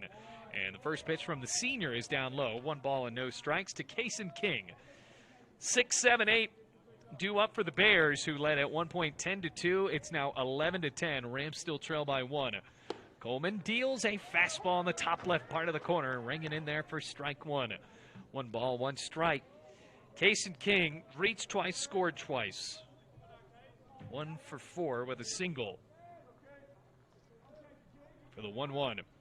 Swinging a chopper could be tough. Mejia charges in, gloves, throw to first, in time. Good enough for the first down of the 8th inning. Rams have all the momentum here. See what they can do. They had the tying run at third base. Remember, this was a 10-2 game into the bottom of the second inning, and we knew that Bluefield College is going to have a chance to make this close. Well, they have. 10 hits on the day. Truett-McConnell has 11, though, and the Rams have committed 4 errors. There was no errors on that play, though. Mejia with a good job. And Monroe looks at it outside for ball 1. Third baseman in this game has reached 3 times. A walk, sacrifice that ended up being an error. 1-0. Swinging a foul tip. Caught by Curbelo. Monroe, his last time, smoked a ball right back up the middle, but Lowry was there to glove it.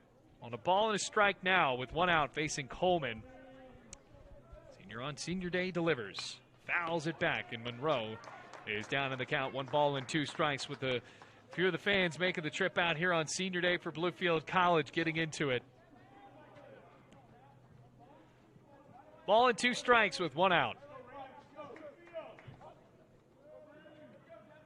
Monroe waits. Liner right back up the middle. Coleman that hit his knee. Slips up, throws to first. Scoop made by Mo. Wow! I hope Coleman's okay, but oh my goodness, showing the grit on that play. Loud second out in the top of the 8th inning.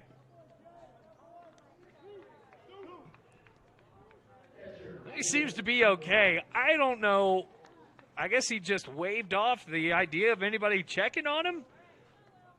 I'm going to skip right up at him, and I don't know if anybody watching this knows this, but baseballs are pretty hard, so that had to hurt. Will Ingram, the catcher, up to the plate now. He looks at that one inside, ball 1.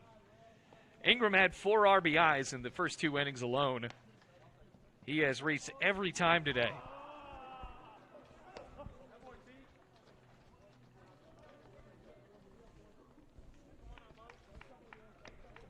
And now I think you're starting to see where, Coleman might be coming a bit back down to earth. Understandably so. He was hit right on a return ball right to the mound. Mike White asked him if he's all right, and he seems to be okay enough to throw the 1-0. He nods, rocks, and pitches. A letter high strike called. 1 ball, 1 strike, 2 outs, nobody on. It's a 1-run game, 11-10.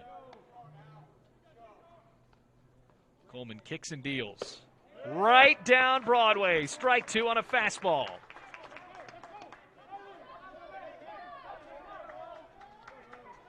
Curbelo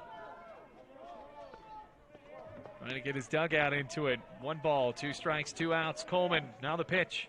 Looks at it, just missed on a breaking ball outside. Inches off of the plate, potentially. 2 balls, 2 strikes, 2 outs. That was a pretty tough take by Ingram. 2-2 to the catcher. Outside, ball 3. And Coleman, well, he came in, made that good play. I have to see here if he'll stay in for the 9th as well. Trying to get out of the 8th, though. Full count to Ingram. Open stance for the catcher. Payoff to the lefty. It's inside, ball 4. Curbelo tried to frame it up, and now Ingram gets the free base. Ethan Roberts going to run for him. And remember, Ethan Roberts was thrown out, caught stealing in the 6th inning for the final out.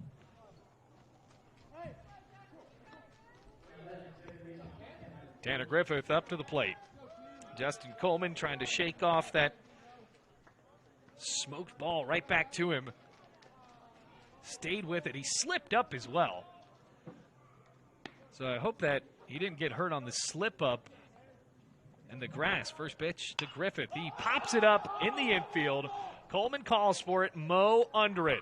And makes the grab for the final out of the top of the 8th inning.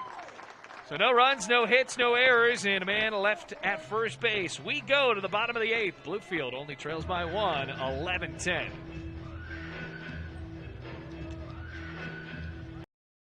At Bluefield College, you will experience a Christ-centered curriculum, community, and campus. Having over 40 academic programs, 18 sports teams, and a plethora of student organizations, the opportunities are endless at BC. With a 14-to-1 student-to-faculty ratio, students receive the personal instruction needed to help them succeed. You will know and be known as a member of the Rams fan.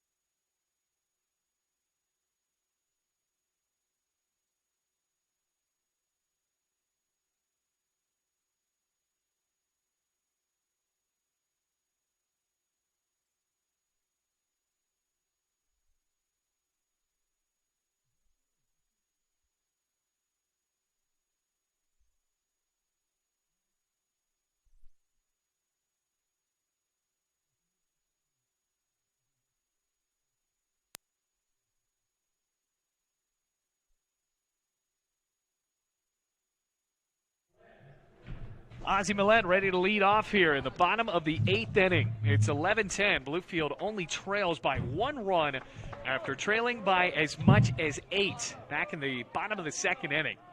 Well, it is just a 1-run game, and Ozzie Millett trying to be the hero potentially to spark something here on his senior day. We've seen some good performances by a few seniors today, including Justin Coleman in there in that top of the 8th inning. Dealt a scoreless frame. Big cut and a miss, though, as Joyner deals that one just a bit outside, and Millett tried to pull it. Millett with a triple, a walk, ground out, and a strikeout today. 1 for 3. Here's the 0-1. Outside. Ball and a strike. Back to the breaking pitch. Senior day crowd rooting on for Ozzie Millett here. Pitch. Blasted foul, right side and into the parking lot. Out of play, keeps it at 1-2. Well, the Rams scored 3 runs there in the 7th inning. Wisner led it off with a double.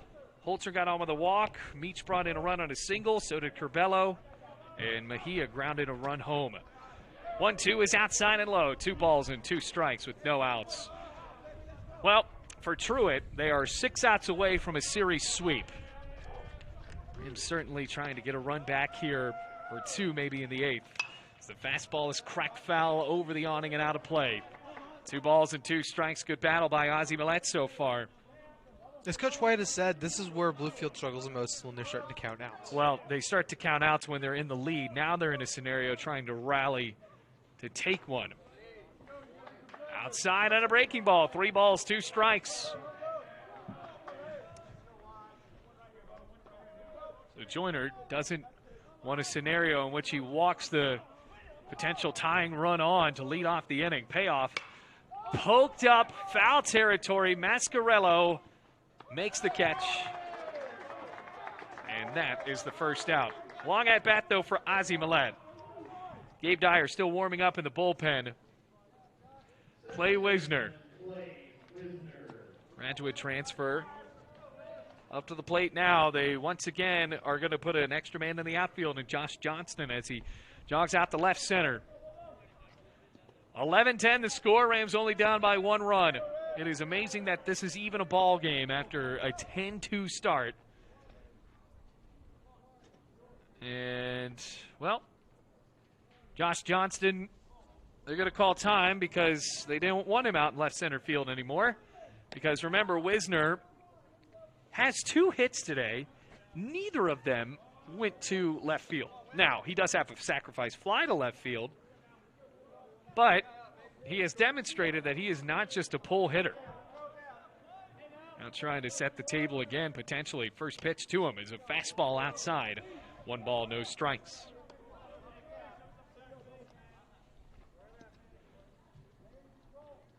One-run game, number 5 at the plate in that white jersey. Waits the pitch. Breaking ball and a good one. Breaking right into the inside corner. Evens it up at 1-1 with 1 out and nobody on.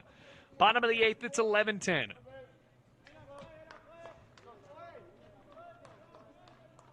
Checks the 1-1. Cut and a miss. Swinging out of his shoes that time, Wisner. Now a ball and 2 strikes.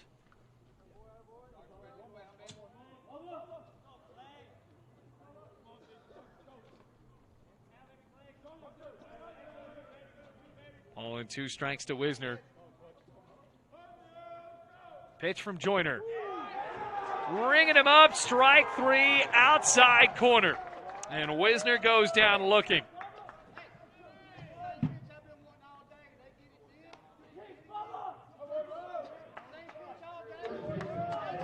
See, Coach White is a little frustrated with that call. And I think Mike White is going to be a little upset trying to get his team fired up as well.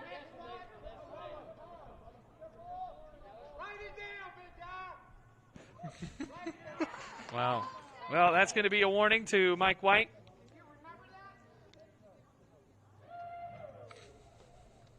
And I think that Mike White might be, well, flirting with getting out of this one.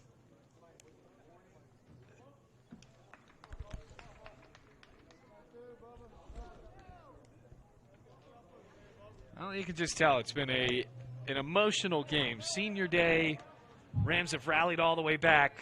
Mike White has already had a few choice words already.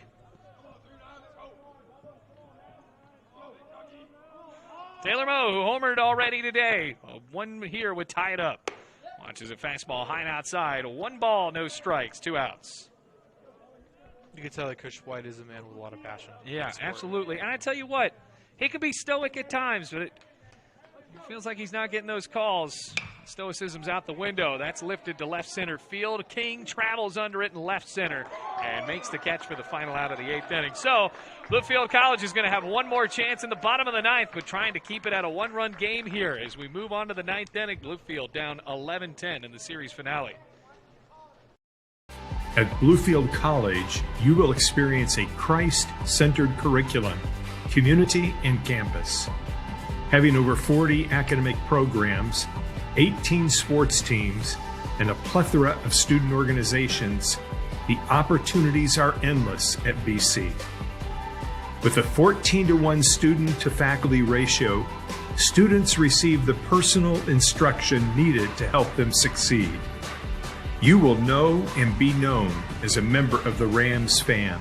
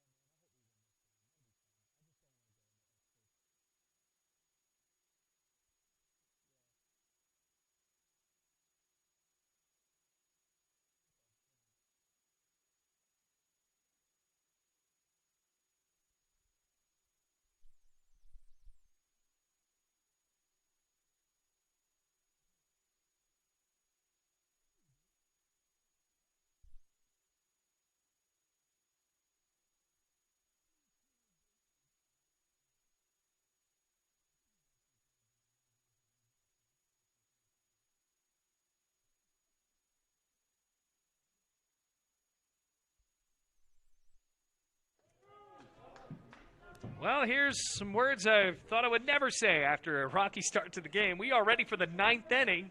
Especially these are words I never thought I was going to say. It's a 1-run game. Bluefield trying to keep this at a 1-run game here with Justin Coleman in the top of the lineup and Julian Galassi. First pitch hits the outside corner. It's strike 1. No balls, 1 strike to Galassi, who has reached 3 times today, a couple of singles and an RBI. Last time was hit by a pitch and scored. That pitch on a breaking ball, he cuts at it, just not enough to be called a strike. He held up. It'll be Galassi, Johnston, and Mascarello up against Justin Coleman, who dealt a scoreless frame in the 8th. 1-1. That's just a bit inside. 2 balls and 1 strike. Coleman seems to be okay even after taking that hot shot right up to the middle off of his knee and played with it to throw it over to first base to retire Devin Monroe. Comes a 2-1. Ringing in on the outside corner, 2 balls and 2 strikes. 2 balls, 2 strikes, no outs. You're on senior day. Coleman trying to potentially get the win. 2-2. Swing and a miss, strike 3. Well, Galassi realized he had to swing as that pitch was already into the mitt, and that's the first strikeout for Justin Coleman. Well, I said in the open we're going to see him start today. That was a mistake on my part, but we are seeing him here in the closing couple of innings. Josh Johnston, he was fanned by Tyler Lowry back in the 7th inning. Here's the pitch, swing and a pop-up, shallow left, Mejia back. Garcia's just jogging in leisurely, and the left fielder makes the grab for the second out. Rams looking for a 1-2-3 here. Yeah, certainly a 1-2-3 to hand it over to the 6, 7, 8 of the lineup with Holzer, Meach, and Curbelo.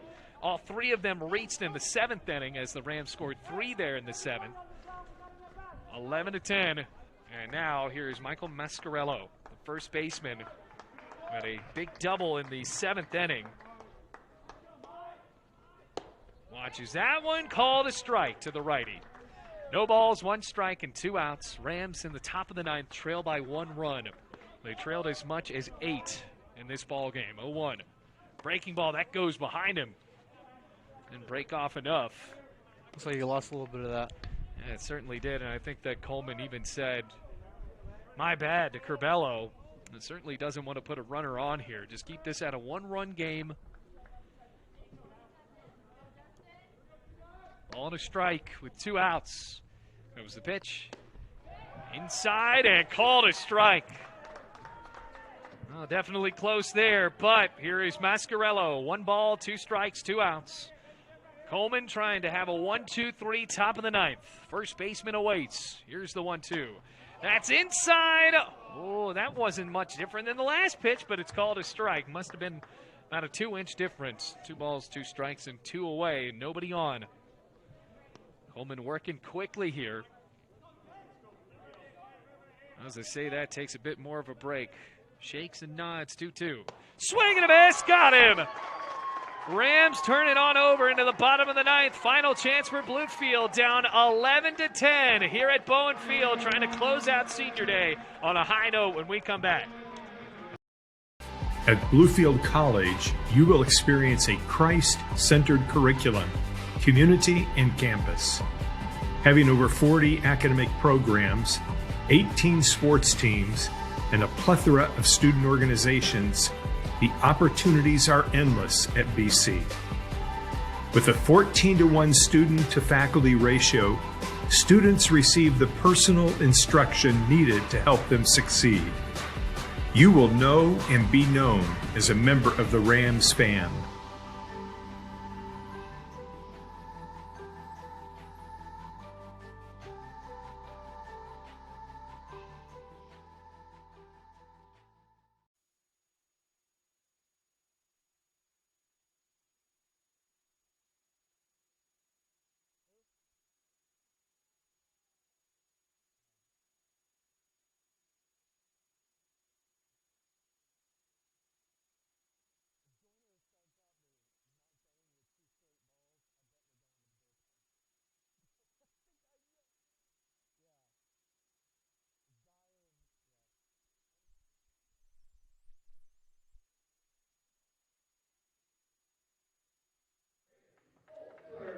Bottom of the 9th here on Senior Day, series finale. Truett 3 outs away from a clean sweep of Bluefield, but the Rams 2 runs away from potentially capping off one of the biggest comebacks of the year 2021. Andreas Holzer, David Meach, and George Curbelo all up against Jonathan Joyner, who got the save yesterday as well. First pitch is a breaking ball that flies right into the inside corner for strike 1. Holzer was walked back in the 7th inning. 0-1. It's high and outside for ball 1.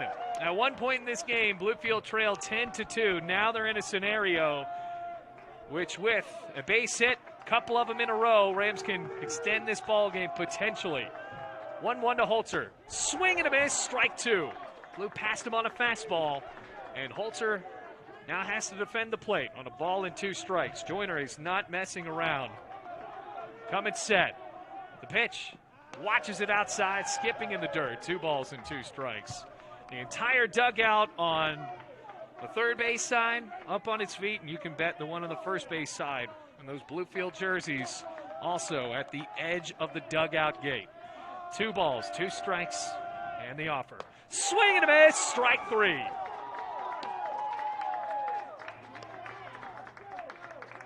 Big strikeout for Joyner. And that brings up David Meach.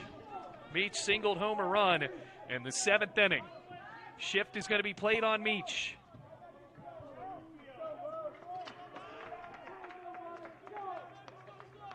And as I say that, looks like they're going to call it off, as they did in the previous inning. Meach fouls that one, yanks it into the dugout on the Bluefield College side. No balls, 1 strike and 1 out. 11-10 the score. Rams trail by just 1. They scored 3 runs in the 7th inning and actually had the tying run at third base, unable to bring him in. 0-1. Outside, just missed. Ball and a strike.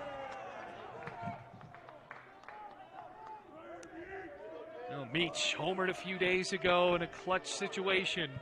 1-1. Swinging a high fly ball, driven out to right center field. That'll drop for a base hit and roll all the way to the wall. David Meach sprinting into second, and now the tying run is in scoring position. A double for David Meach. Perfectly placed in the gap between Johnston and King. And now for Bluefield College, George Curbelo. If he's able to channel his last appearance at the plate again, we have ourselves a tie ball game because he singled in David Meach. Well, he singled in Holzer. Either way, he would do it here. Meach at second base. 11-10 the score. Time called. There are 2 arms warming up in the bullpen, Gabe Dyer being one of them.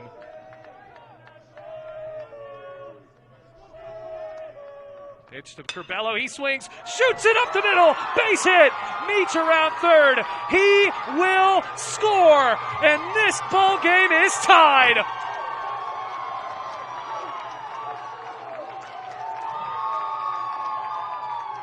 Wow! Go-ahead run is at first base, and Max Aristi. Rams trail 10-2, and now the ball game is all knotted up at 11-11. Eli Mejia drove in a run on a grounder back in the 7th inning. First pitch, Mejia breaks off right in the strike zone. Strike 1.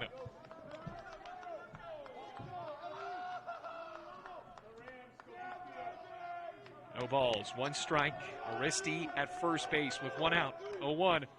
It's a fastball high, ball and a strike. So now, situation where Kaufman no longer in line for the loss. Joyner with a blown save. And that pitch breaks off outside. 2 balls, 1 strike. Batters count to Mejia. Aristi at first. Hit him! It hits Mejia in the back, and now the game-winning run is in scoring position.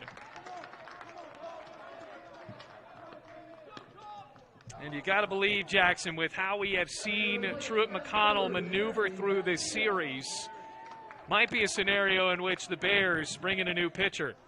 I wouldn't be surprised either. They have rotated a lot of pitchers in this game. It's a very strategic way to play ball. Well, Jeremy Garcia, dangerous hitter. Base hit and wins the ball game. Bluefield trying to come all the way back from down 8 at one point.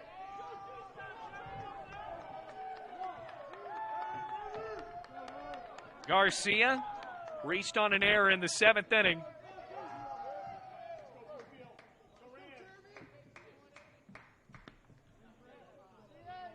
Joyner started off the inning with a strikeout of Holzer. Now Aristi is at second. That's high and inside, ball 1. 1 ball, no strikes, 1 out. Aristi at second. Mejia hit by a pitch, and here we go. Looks like this is going to be a change.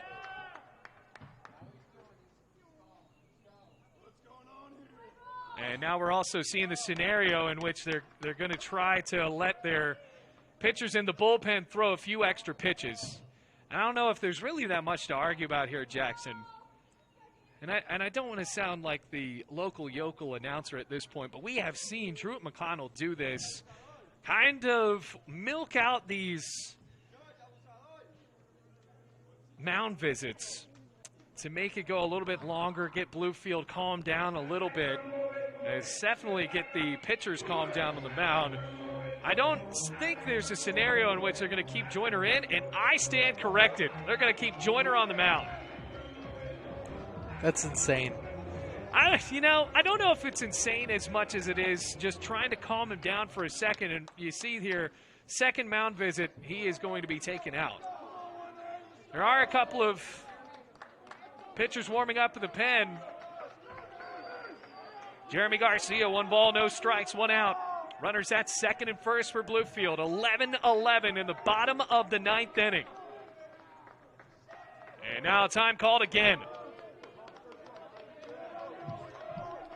I think milking the pitching is another reason that they're struggling in this game. Well, they're just trying to calm it down. 1-0. Garcia lays off. It's high and outside. 2 balls and no strikes.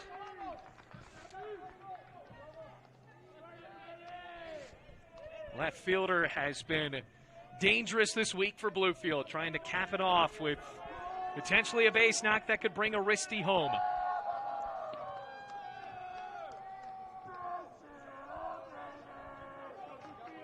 Digs back in on the left-handed side. Joyner looks in at his battery mate, Will Ingram. 2 men aboard, 2-0. Fouled away on top of the awning. It's a good cut by Garcia. He's got some opposite field power.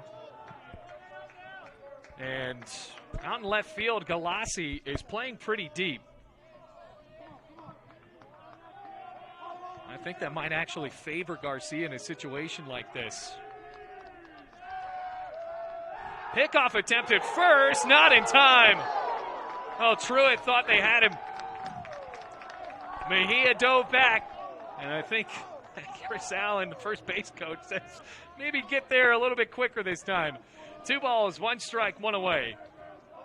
Tension's high in this ball game. Bottom of the 9th. Johnson's got a lot of... Pitch breaks right down the middle. Strike 2. 2 balls, 2 strikes. You see Johnson's got a lot of ground to cover over in right field. Yeah, if Garcia pulls one, it's ball game. Andrew Johnston favoring right center field. 2-2 coming. Swinging another looping foul ball left side and bouncing on top of the office. 2 balls, 2 strikes, it stays with 1 away. Tie ball game at 11-11. George Curbelo, what a game it's been for the catcher. A couple of big hits in his last 2 at-bats. Garcia trying to battle. 2 balls, 2 strikes. Aristi at second. Mejia at first. 2-2. Swung on it, popped up foul. Well laid on it again. It's going to bounce into the concourse. And out of play for a foul ball.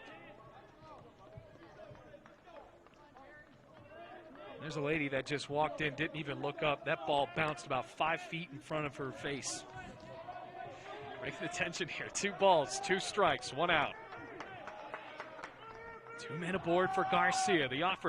Swinging a line drive up the middle. Drops for a base hit. Fielded by King. Around third, Aristi. Throw to the plate. And Bluefield College has capped off the most incredible comeback I've ever seen at Bowen Field.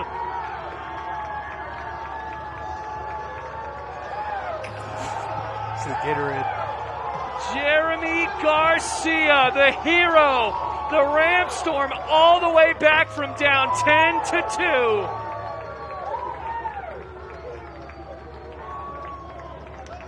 What a way to win on Senior Day. What an emotional game that finally ends for Bluefield College. 12-11. Rams win here on a Saturday. Wow. Well, Jackson, I tell you what, that's so fun. It really was. 3.5 hours of baseball. What a way to win. and just so fun to see this Bluefield College team come all the way back. Definitely the perfect ending for a great senior day. Well, Bluefield College does this to avoid the sweep. This is a tough team, ladies and gentlemen. I got to tell you something. I have watched a lot of Bluefield baseball here over the years, and I've seen a team get down, and they would not come back.